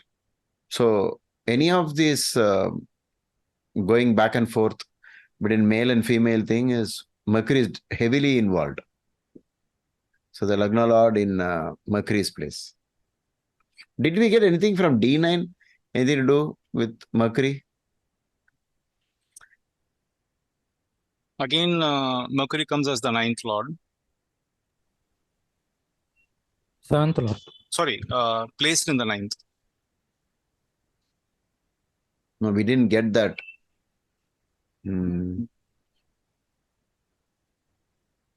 Maybe in D9, the Lagna Lord debilitated again with Rahu and Ketu, the unconventional everything might be a clue. Right? The Rahu Ketu on the aspect of Lagna. Yeah, this affliction of the 9th lord can be seen, Guruji, because of the Rahu connection in the 2nd. Correct. Yeah. So sun again getting afflicted there. So we see the sun getting afflictions in multiple vargas, I think. Let us see. Drekana, Guruji, vitality, vigor. Exactly. Yeah. Oh, dispositor of sun is debilitated. Saturn and in sun is 7th. aspected by Mars, but Mars is okay. They are. 3rd lord is debilitated. So I was looking at sun also, whether there's any good dignity of sun there. So Mars could be for achievement and sun could be for gender, right? Yes. Debilitated Saturn in 7th house, again, eunuch planet, right? That's what for Mercury. This dispositor was also an enemy. See, the eunuch planets are Mercury and Saturn. Okay. But the sign of Mercury is so much connected to this confusion. So I think always 3 grahas are connected to these things: Saturn, Venus, and Mercury. But more Saturn and Mercury to these also. So one of the ideas is in Trimsamsa, this was there mentioned in Brihat Jataka, or at least in Jaimini Sutras, we got indirect clues about the Mercury's connection. The Mercury is a little playful, not very serious. I mean, this is one of the greatest playfulness to change the gender. And Guruji, 2001 onward Saturn. Okay. Yeah, Saturn Dasha was the time when she started. So he or she slowly started moving towards transgenderism. Oh. Can we say it's because of Saturn in D3 in the 7th debilitated, Guruji? Because Saturn is the one who takes these things slowly. It comes out slowly, whereas Mercury brings it out faster in age. I was trying to bring that connection because this was too late a time for her to announce that thing. She could have kept it in the closet. But what made her to come out and, being a public figure and risking a lot of adverse popularity or, taking a hit on this, giving that at the age of 2015, the year 2015, when she was like 70 years or 65 years, that really speaks volumes about. So was it Saturn that made that transition happen at a later part of life? I think we'll have to check this with the other person. The other day you said we discussed a chart about a person who wanted to wear feminine clothes, right? Yeah, one clue about Saturn is that Trimsamsa rule, Lagna Lord going to Mercury's place, right? Only one clue we got in the D30. But after that, I would like to... After that, it could be this one. So this rule is very important. The Saturn going to Mercury's house. And of the eunuch signs, Mercury is more because I think in the Gemini sign itself, there is a male female, right? Is it not right? The description. It's a twin type reflections, male, female, and we have this concept of the male and female existing together in the body, right? In terms of X and Y chromosome, something like that, or the Ardhanarishwarar concept. We have a little bit of both. I think we have both estrogen and testosterone in the body. And for women who have more testosterone, you exhibit more of. So maybe we can connect all the, these small things together and try to understand. But it's all about sexuality. So so much of importance is given in the life for this person, connecting to 5, 7, and 11. And Saturn was a great player in that, a participant. And therefore, when Saturn Mahadasha came, the he desired to become the she. Correct? I think we'll have to go deeper into the connections with the houses and the hormones, or probably something to do with gender. See, gender, it's very difficult, because what they'll do is, even if the person is a male having many planets in female sign, we won't say they're actually a female, but we'll say they have female qualities, male qualities. We will not say the gender itself is different normally. So by counting plus minus, like Aries is plus and Taurus is minus, just count how many plus is there in this. In the first plus sign, male sign, Leo, you got 2 planets. And then Sun is also in a male sign.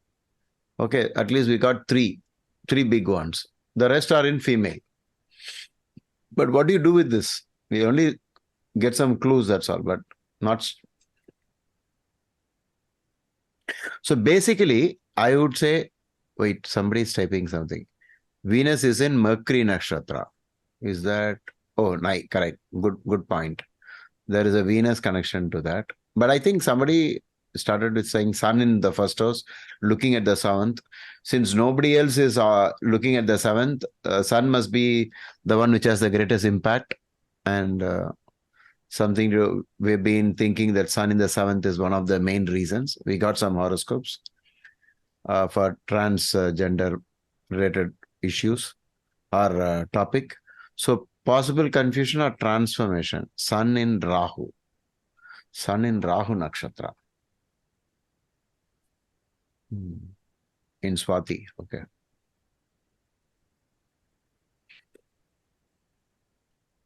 In Jatak Parijat, I think there is a lot of weightage given to the nature of the child who is born. Okay. So there are some clues there also. I just gave a cursory glance, but it requires more detailing. But in the beginning, he was a complete male, right? I looked at the photos, and also you're definitely he is a complete male. There's no in between in those days. So it's only in Saturn the transformation happened. Guruji, if you see the aspect table, Mercury is aspecting the 7th house. No, which is highest? Of the 7th house, I think Mercury is aspecting highest. Highest, is it? No. Sun is aspecting highest. No, Sun only will aspect. Yes, Sun. 7th house. Yes. Not planets on planets, planets on houses. Yeah, first is Sun, next is Mercury. Yeah, next is only Mercury, correct. And then Jupiter and Ketu, okay. No, the correct answer is the unconventionality, the boldness to try the opposite. That's all. The switch over. Rahu switches over from this side to that side. That's all. This is the real clue in this chart. Why is this during Saturn period, Guruji? No, Saturn is one of the eunuch planets. Mars and Mercury and Saturn. And there is so much of the karma involved in this. So what prompts a person to be, to be like this? is coming from Saturn. I think we collected a lot of points. In Trimshamsa, we got one of the biggest points that in Trimshamsa, Saturn is in Mercury's place and Mithuna. That is the thing. Do we see Sashtyamsa? We saw something in Sashtyamsa, right? In D60. So in D60, I think we saw the seventh. A very strange D60 with a complete loading of the 1/7. This one is enough to say, at least for the gender point of view.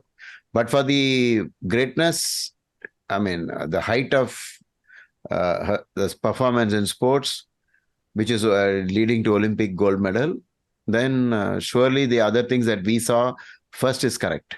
Whatever we saw, we have finished with that. But this 1/7, do you see, maybe you can keep an eye on this.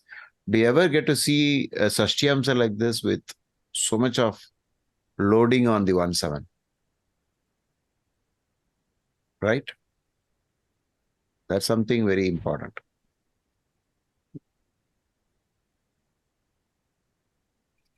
Third Lord in Mercury sign.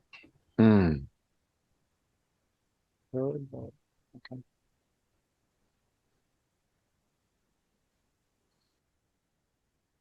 Actually, Guruji, I joined late, but the first comment I was asking about the gender of this native.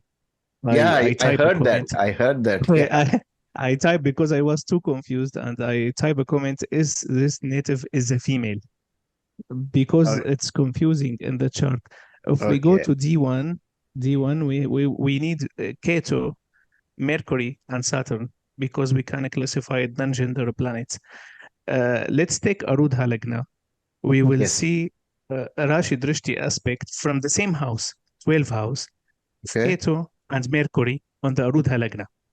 Correct. Rashi Drishti. Correct. Rahu as well is involved with Rashi Drishti in Arudha Lagna.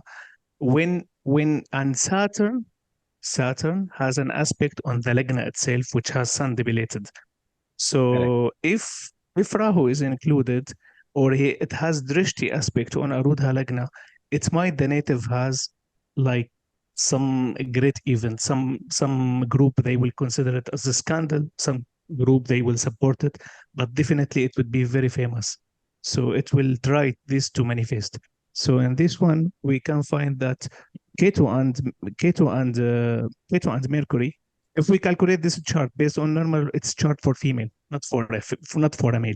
But Mercury and Ketu, both of them with Rashi Drishti on Arudha Lagna, they can support this event, plus Rahu itself. Plus Saturn has connection with the Lagna from the 11th house. 11th house is too important because as our body is manufacturing in the 11th house, and then we came from Lagna. But we need Navamsha. Can we see Navamsha? Saturn has any connection with Lagna? Saturn connection with Lagna. Saturn is exalted in Navamsha. Yeah, but it's aspecting Lagna as well. We have to find some connection between Saturn, Mercury, Ketu, and Lagna in Navamsha. Saturn is aspecting the Lagna, correct? Correct. Yeah. Ketu. I'm unfamiliar with the South Indian chart, sorry. Yeah, Saturn is aspecting the 5th house, the 1st house, the 5th house, and the 8th house. No, the D9, if you want, the D9 main point is Lagna, right? The main point in any divisional chart is the Lagna itself. The Lord of Lagna, Jupiter, is again on a Rahu-Ketu axis, where there is a Sun. So there is a kind of an eclipse happening on the covering the Jupiter, which is already debilitated in D9. So that we have to give importance from the Rahu-Ketu point of view, the unconventionality. And Lagna Lord and Saturn sign, correct? Correct. We can add that. But aspected by Mars. Yeah. But Mercury and Ketu has any connection with Lagna or Saturn here? Not directly, Mercury, but not that. But I feel that we have sufficient reason to say that the D9 is afflicted, right? The D9 chart is afflicted because Lagna, D9 Lagna got afflicted. He went to debilitation and then it is a Vargotama debilitation, right? Vargotama debilitation covering Rahu Ketu again. In the main chart, it was the breaking the rules, going against nature or whatever. Ninth house, we say Dharma, Nyaya Dharma. Ninth Lord, severely afflicted by the Rahu Ketu. But here, the eclipse, in any divisional chart, we can consider eclipses very seriously. Rahu, Sun and Ketu. And it is in the 8th house of the genital area, the reproductive area.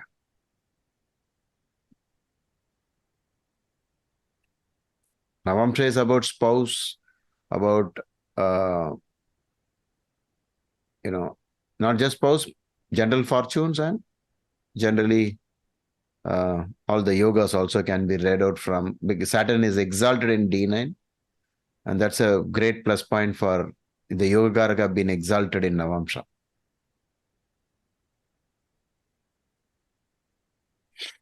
Do we have any exact date of this transformation where we can check the Antardasha instead of saying simply Saturn Mahadasha? Is that available, Kishorji? Yes, Guruji. Then we can look at the Antardasha, and that Antardasha Graha at least should be the main, the planet that we've been discussing, right? In some way or the other, something must be shown at the Antardasha level. When was the event? It was in 2015, June, Guruji. No, that is maybe only she announced, but did she actually transform in that year, or she spent some time not announcing it? Coming out as a transgender woman in the first interview in April 2015, came out publicly as a trans woman. And then she goes on to say that she had dealt with gender dysphoria since her youth. And for all intents and purposes, I am a woman. Oh. And Jenna wore women's clothing for many years and took hormone replacement therapy, but stopped after her romance with Kris Kardashian became more serious, which led to the marriage in 1991. Okay. Youth. So, is there a big dasha in the youth? Age 10, 17, Mars, Rahu. Again, we are all hinting at Rahu, Guruji. Yeah. Rahu is active from the person's 17th year, right? Yeah. So maybe Rahu only did everything. Jupiter did not allow it to happen, but then when Saturn Dasha came, she broke out into the open. Okay. It was in April 2015, right? Yeah. No, that was the public announcement. What Guruji is asking is whether she has conveyed the thoughts of that mentality at a much earlier age. And then in the interview, she has mentioned that from the youth, she has been leaning towards the other gender. Also, Guruji, do you think that the dasha and dasha, the time of birth, is relevant in this case? Sir, Jan 2017 surgery happened, sir. Jan 2017 she did surgery, the sex change surgery. 2017? Yeah. Are you sure? I mean, that's what Google says. Oh, the surgery was done only in 2017. Yeah. Sex reassignment surgery is January 2017 as per Wikipedia. Okay. 2017 month is April. Sir, January. So it was Saturn Rahu.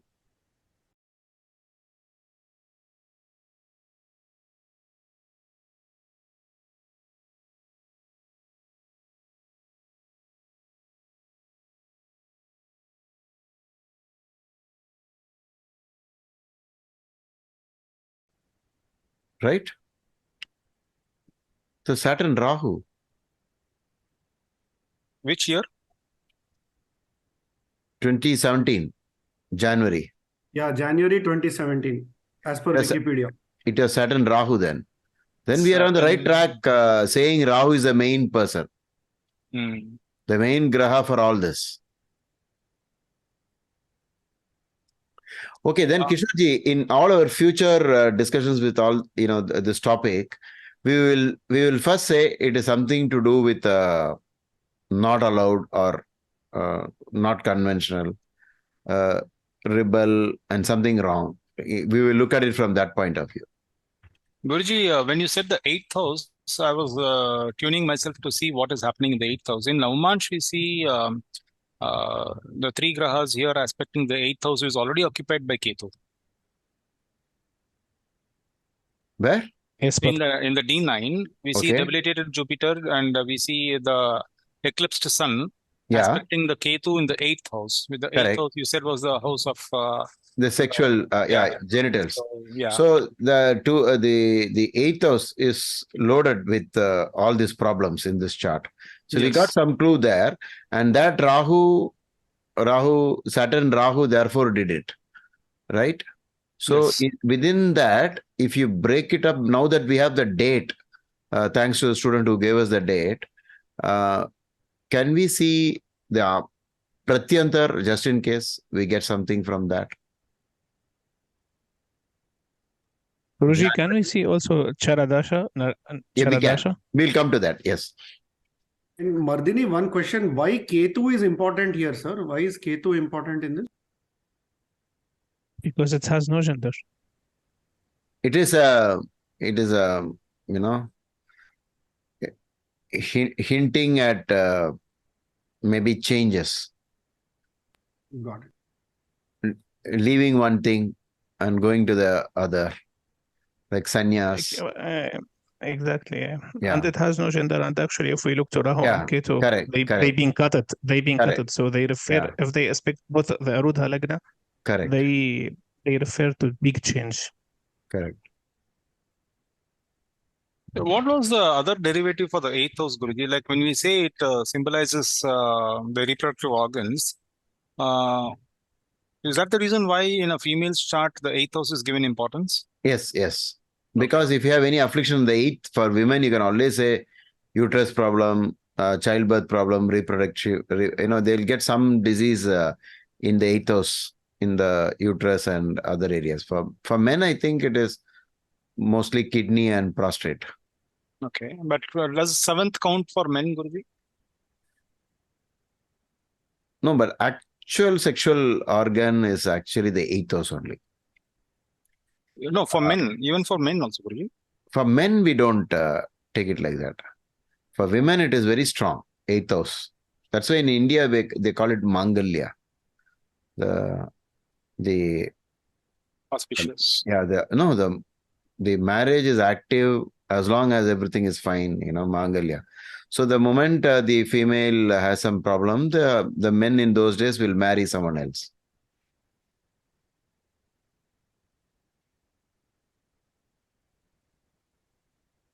There is one statement in Bhrigu Sutram. Yes, somebody wants to make something, state something. Sorry. No, sorry, Kishorji. Okay, so if we have to read the Bhrigu Sutram for Mars in the 7th, it's heavily loaded, Guruji. In Navmansh, we see Mars in the 7th. Okay. And Navmansh usually, I think it is important also, equally important as D1. And when you see Mars in the 7th, according to Bhrigu Sutram, he gives a lot of... Correct. A lot of things. Negative things. It has to be censored completely. Like conditions supply, Yeah, So, censored also. Such a censored also. bad... So we'll ask the students and the friends to read it from the Bhrigu Sutram for themselves. Then Mars is in Mercury house again. Okay? Yes, that is the point. That's the point. That condition, Mars in the house of a malefic, but associated with a malefic, or in his own sign. And this is the thing, So even in own sign also Mars starts giving problems. But since we got the date and now we know it is Saturn Rahu which did it finally, then we will now find the most important thing in the chart, that Saturn is at 22 degrees and Rahu is at 22 degrees and they are exactly in Sashtashtaka.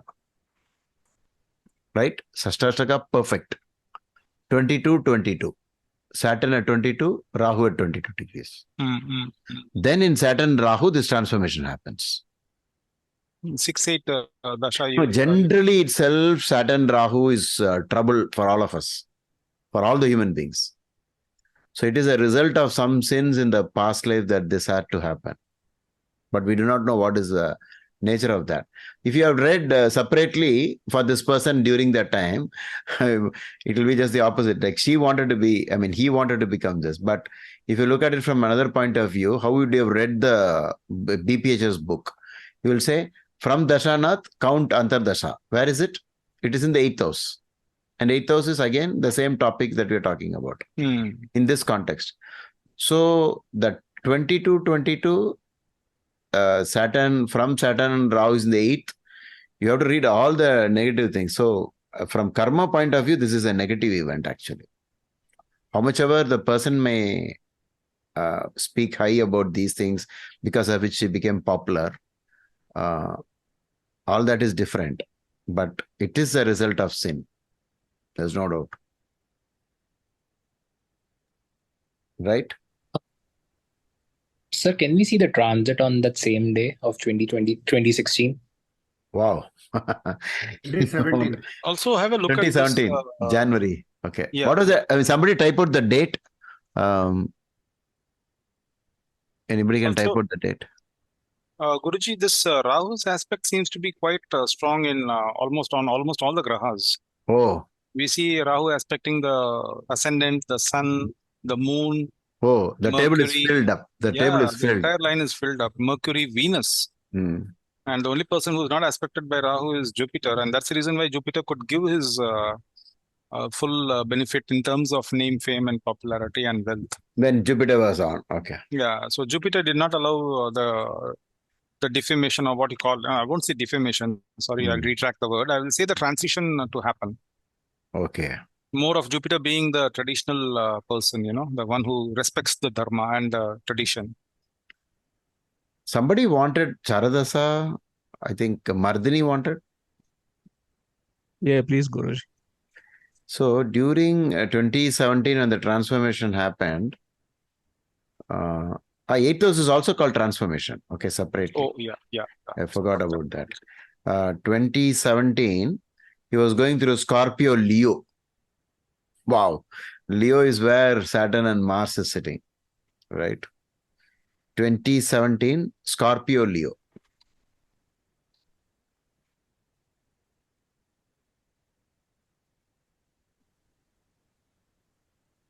Is this the date on which, No, the Charadasha that was requested.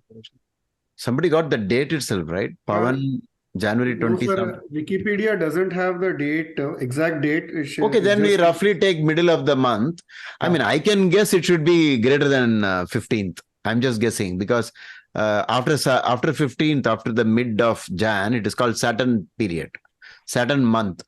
Saturn months are when the sun enters Capricorn and goes through Aquarius are called Saturn months. So it should have been after. So there are multiple things to consider. In April 2015, he came out as a trans woman. That means a woman trapped in a man's body. And then in January 2017, actual surgery she completed. So there was a transition period from 2015 April where she came out as a trans person and said, I am a woman trapped in a man's body. And then in January 2017, actual surgery happened. Okay. Guruji, one important observation I have, one important information rather than observation is that if we are going to search for that transition of her mind, from being a male to a female, that will be difficult to find because it's not mentioned publicly. Okay. There's one event that is very predominantly mentioned, and that event is February 2015. She was involved in a fatal car accident. Oh. Yeah. When the person traveling with her was killed and she somehow escaped. So that February 2015 could be a small clue that we need to chase to see if the chart is actually pointing it out. And we see Saturn, Rahu and Rahu operating in the month of February 2015. And that 6-8 connection of Saturn, Rahu seems to be getting Yeah, being the highlight proving of the point. that Maraka thing. So consistently, Saturn Rahu in 11th house. We also saw this in Oscar. I don't know his last name, but amputation of leg or leg injury or knee injury. Anything in there? Pistorius. Yeah, Pistorius. correct. Yeah. Just one. Do you want me to pull the chart quickly, Guruji? Yeah. I have it. Just a sec.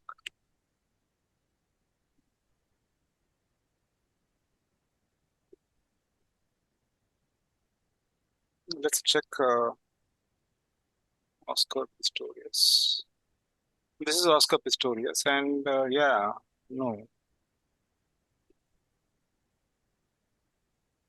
No, he's talking about Dasa and Antardasha. Yeah. It's 2022, right? Sai Garu?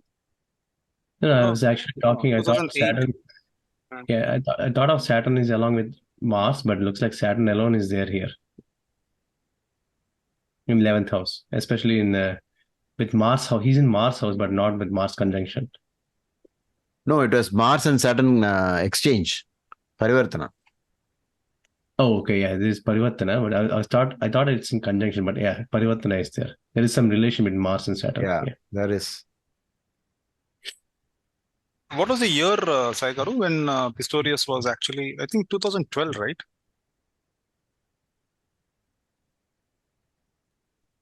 Let me check. I think because he got amputated very early in the childhood, right? 2008 was the peak performance. That I remember. And then 2012, the decline happened when they entered Mercury Saturn, I think.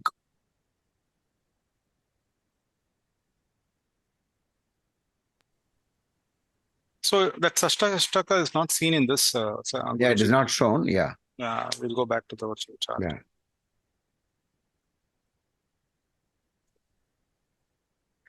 One of the important rules in astrology is this planets having same degrees in a sign. We should observe, give it a lot of weightage. It's always a message. The Bhava Madhya? No. The same degrees. Okay. Between two planets. Then Bhava Madhya is, of course, 100% exactly the same as Lagna degree is also trying to say something.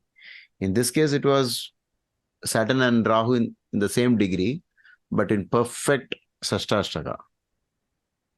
So the Sashtashtaka can mean death of one, and beginning of the other. The eighth house. The regeneration. Now, could that be also the conjunct Maraka Graha? Mars, 2nd and 7th, Mars with Saturn. No, I would look at it from another point of view. So much to do with the orientation. 7th Lord and Saturn, they're sticking, they're together, at least not sticking, but they're together in the sign. So it becomes, now Saturn's main purpose will be like, if you interview Saturn, what are you up to? He'll say something to do with 5th house and 7th house being in the 11th is what is my main target. So there is a heavy connection between, see, these are all heart matters. It's more about, whatever gave this person the Olympic success is also the mind, the 5th house. So 5 and 7 connection becomes the center point in Saturn Mahadasha. They are together in the 11th house of Kama. So again, therefore it will now become, you start referring from Dashanath, again the chart. Then you see that Rahu is in the 8th from that matter. So maybe we get a clue that it is a transformation.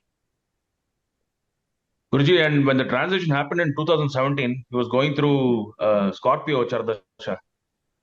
So that has AK, Venus, which is also Lagna Lord. Oh, yes, and the dispositor Mars. The dispositor Mars also. It's in Leo. So that's Makaraka and its dispositor. Exactly. And ending and beginning houses of its Graha Manika Yoga.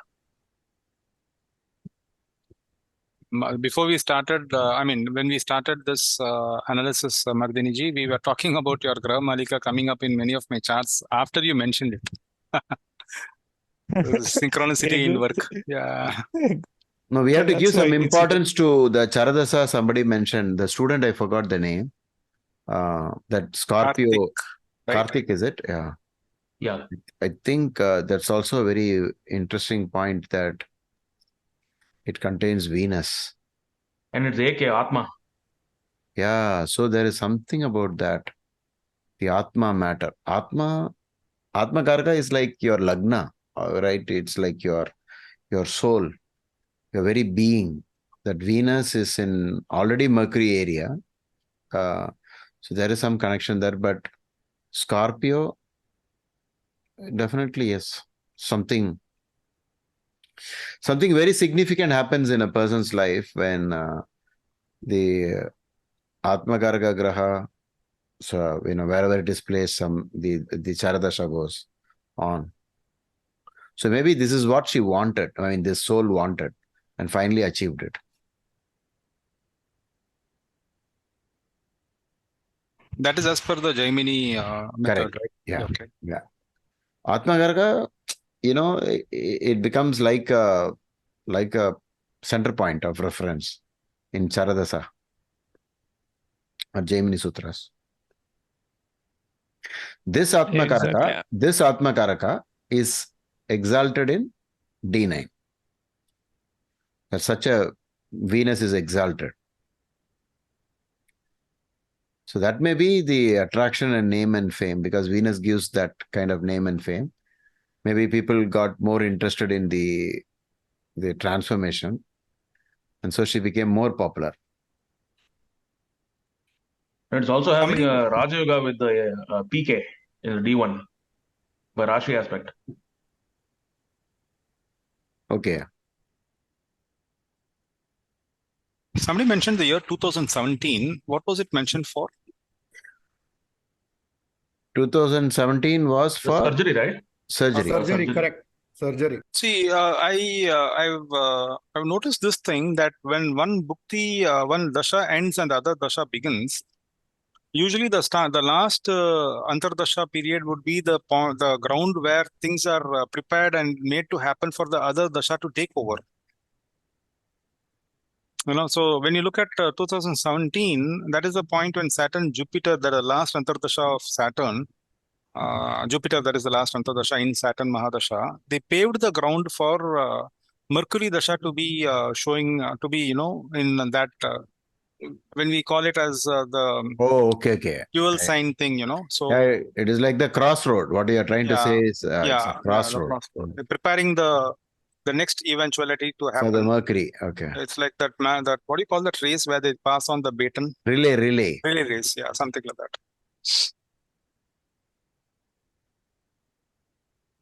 Did we have any quick glance on Shadbala and Vimshapaka? And also transit. Kishorji, if you can get the transit also, that will be awesome. Sure. I'll do it. Just give me 1 sec. With so many gold medals, Shadbala must say something about maybe Mars.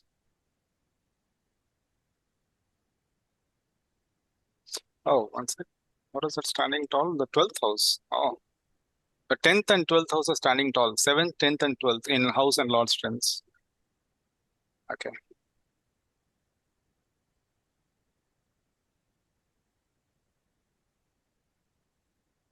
Okay. Savrashtaka Varga is here.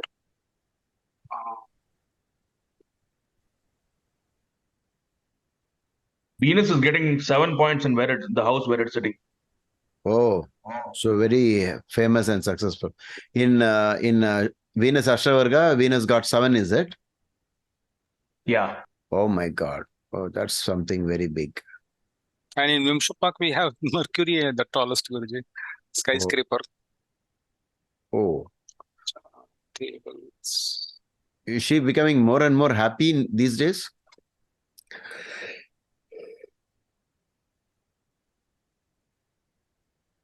Where is the Shadbala? Here, Guruji. Okay, sometimes Is this correct, Shadbala? Like, Other than Mars, I think the others are decent. correct, decent. Okay. So Mars is the tallest. Yes. Lowest is maybe the sun. Yes, Guruji. That's why she attempted politics and did not work out. Vimshopak, Jupiter is the lowest. Mercury is like how many points? 16.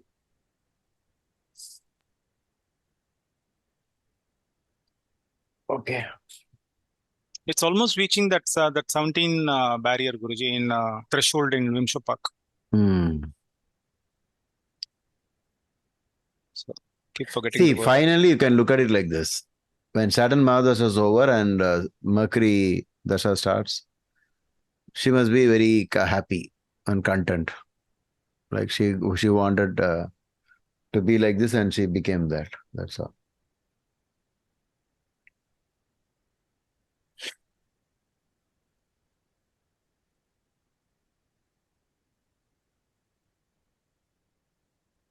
And being in the 12th house, we could say that there will be a shift towards spirituality, Guruji. Yeah, that could be. Yes. Ketu in the 12th is one big determinant for that. And so, see, if you ignore the Nietzsche and all that, if you say the third lord is in the fourth, looking at the 10th, right? It's looking at the 10th. Is that right? Yes. So she was known for communication and for sports, right? These are the two main big things about her. So it's all third house matter also. And if you want to add to that, you can say Jupiter is with the 10th lord of profession. Yes? Yes, Guruji. Correct. Yeah.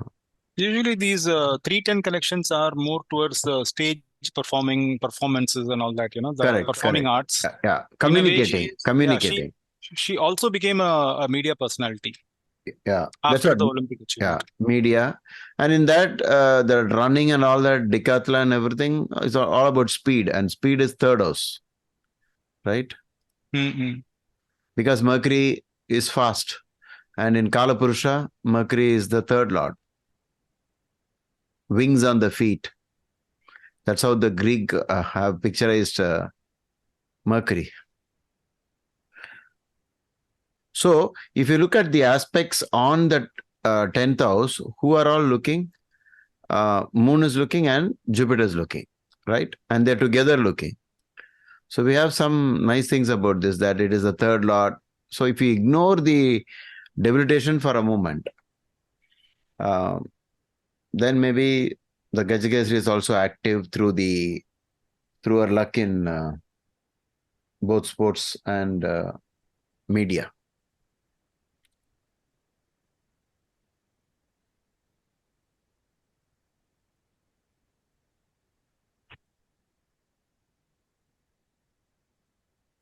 Do we end now?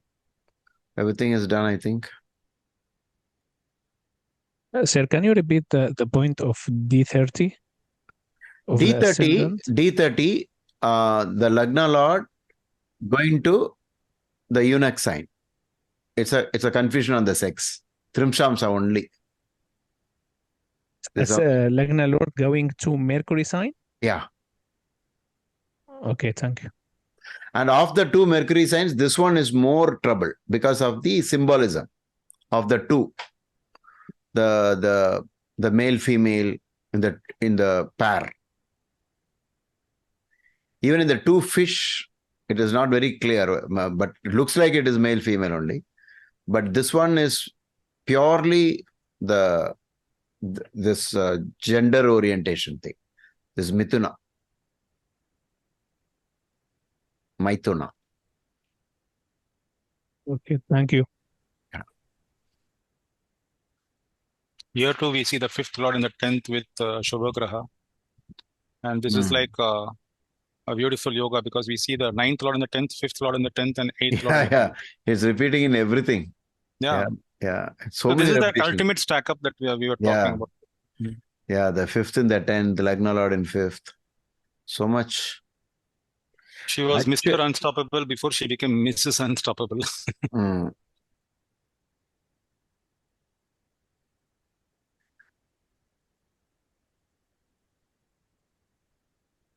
But I think the Sashyamsa is something very different. So much on 1/7. So much to do with the public.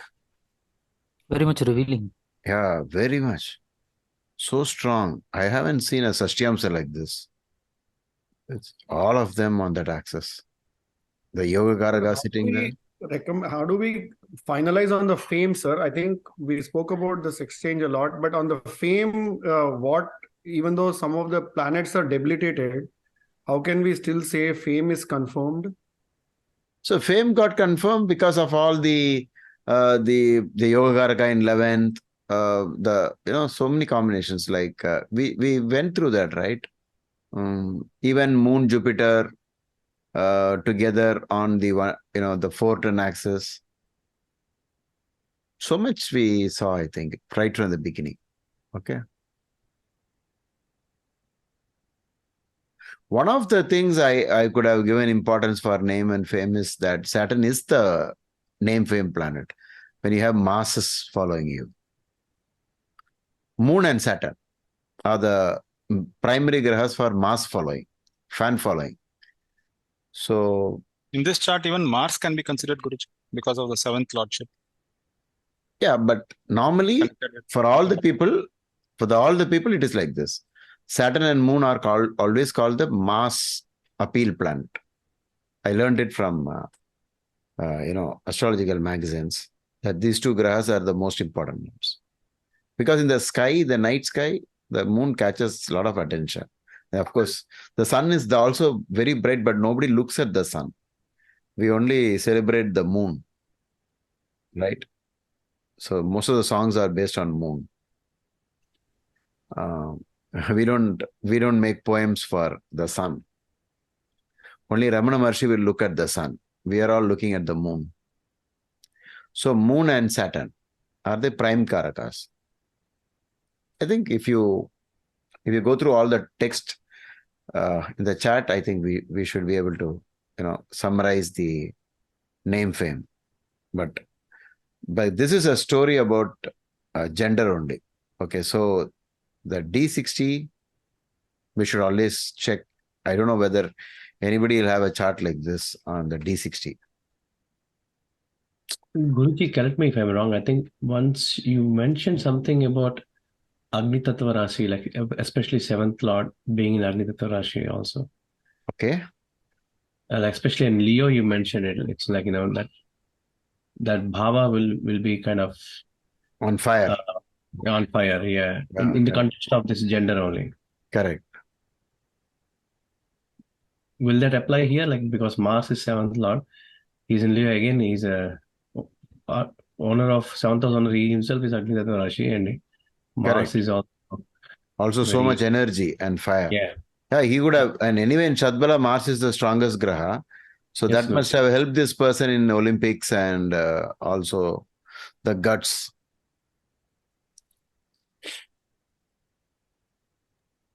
Can we see in D1 how many planets in the nakshatra of Rahu, Ketu, and Mercury? And Atmakaraka nakshatra, please. Which one? In D1, how many planets in Rahu, Ketu, and Mercury nakshatra? And Atmakaraka nakshatra. Oh, Rahu. Okay, you want to nakshatra. connect the nakshatras. Okay. I think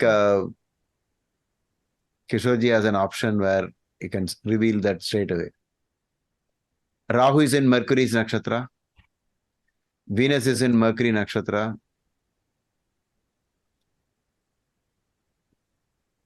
Mars is in Ketu. Do we see any pattern there? Ascendant in Rahu nakshatra, Sun in Rahu nakshatra, Venus and Mercury, Rahu and Mercury. Oh, Sun in Here Rahu. there are Ascendant in Sun Rahu. and Rahu and Ascendant in Rahu. Atmakaraka and Mercury nakshatra. Even Arudha Lagna.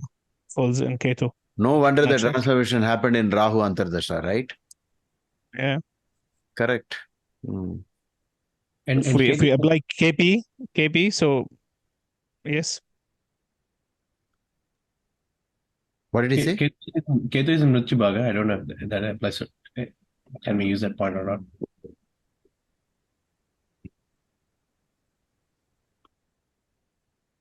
So much Rahu and Ketu. Mrityu Bhaga definitely is a very important factor, but it comes as the third layer of stack up or the fourth layer. Definitely, it does come into reckoning. But here, when you say Ketu and Mrityu Bhaga, then we have to see whether it is in the Dasha sequence or the Antardasha sequence. Where does it come and play? Because when we see Mrityu Bhaga, it means that the ability to impact will be reduced compared to the Pushkar Bhaga, which is the opposite of that, Correct. giving good results or good whatever it wants to convey, it will convey. So Mrityu Bhaga is more like, something is there, but it's not working. Confused. Okay. We had a great session. We'll come back for more. 2 more people are connected to this horoscope, right? We will find some time to do, right? We'll have to do it as soon as possible also, because we'll be Yeah, we talking with shouldn't respect to forget this this one. chart. Yeah. Yeah, we shouldn't forget this. Correct. Got it. And one more suggestion is to have a summary of most of the Patreon videos being done in the BSP or in the Patreon groups. Okay. Is that whatever we are seeing in a 2-hour video or a 3-hour video, we could bring it down into important summary points and keep it for the students for future reference as a separate video. Yeah. Exactly. So yeah, we'll do that. We'll definitely have to do that. We need help from students. Otherwise it's not so easy. Yeah. So those who are regularly watching Patreon videos and they sit and they watch, I mean, they don't get a chance to see it in live, but when they are watching it, so there's one request from me is that if you could, note down the points that are discussed orally, because there are many points which are not being typed out. Correct. And then we could create a PDF out of it and you could mail it to Guruji. Okay. And then whatever needs to be done can be done at his discretion, because whatever we are discussing are something valuable and important. I mean, the time and effort that we put in analyzing a chart should not go waste. Correct. There's no point in just attending a session and then walking away and forgetting everything the next day. The reason to become a strong, whether it's a chess or astrology, whatever makes one a strong, skilled player or a skilled astrologer, the points are the same. So when you do a revision, when you come across the same memory. thing, Yeah. you see a lot of things being uncovered. There are layers which we have not touched in today's discussion. Even yesterday's discussion, we did not discuss many layers because of certain limitations. So Okay. feel free to do homework or full study of the chart. That will be rewarding. Nobody is going to be telling us to do things because we are grown-ups and we are not, we don't need that prodding. But Can if we you do encourage it, participation in WhatsApp? I will remind what you have told about your young astrologer days. You used to go around collecting charts and did free consultation and all that. Yeah. That is a big motivation actually, because it's like almost like, you are devoting yourself as a not only a student but also a servant for astrology. Okay. You're doing that service. So that is the reason why that rewards have come, See, more than anything else, you need to be in pursuit of knowledge. So that is the reason why I'm requesting those who are watching, please type it out and send as a summary. And if you need any help from my side or Gautam's side, I'm pretty sure Gautam will also be, I'm speaking on behalf of Gautam also. Okay. We will be able to assist, definitely. Fantastic. Because anything that's going to come extra from it is going to be benefiting all of us. And when you do this as a service for the other fellow students of yours, it's like doing service to the Guru also. And that can also be coming out as a remedy for the 9th house afflictions. Okay. So I'm trying to bring lure them with some candy. Okay. But it's a fact. It's not a bad candy. It's a true candy. It's like a decoy or a deflection in chess. So very nice. Okay. I mean, all these small things, I think we should not miss, like So many planets are in Rahu, Ketu, Mars in Ketu, ascendant in Rahu, Sun in Rahu, Rahu in Mercury. Some Mercury connections and Rahu connections, we have got it again and again. Okay. So one of the simple ideas is, whenever an event which is rare happens, we have to first check the dasha and antardasha, and that those two grahas might be the key to the entire understanding of the chart itself. It's something as big as this. So it is a Saturn Rahu matter, right? Even that accident was also Saturn Rahu. Yeah. Sixth, because Rahu is the sixth in sixth. Okay, we'll catch up. Wonderful session. I will do the editing tomorrow morning, and hopefully, must be uploaded by afternoon. Okay, thank you. Thank you, Guruji. Thank you, Guruji. Thanks, Guruji. Thank you, Bye-bye. Kishorji. Thank you, sir. Bye. I request everyone not to thank me and just doing what I like to do. It's not. I mean, everybody can do it. Actually, it's not me alone who can do it. Namaste. Thanks. Bye.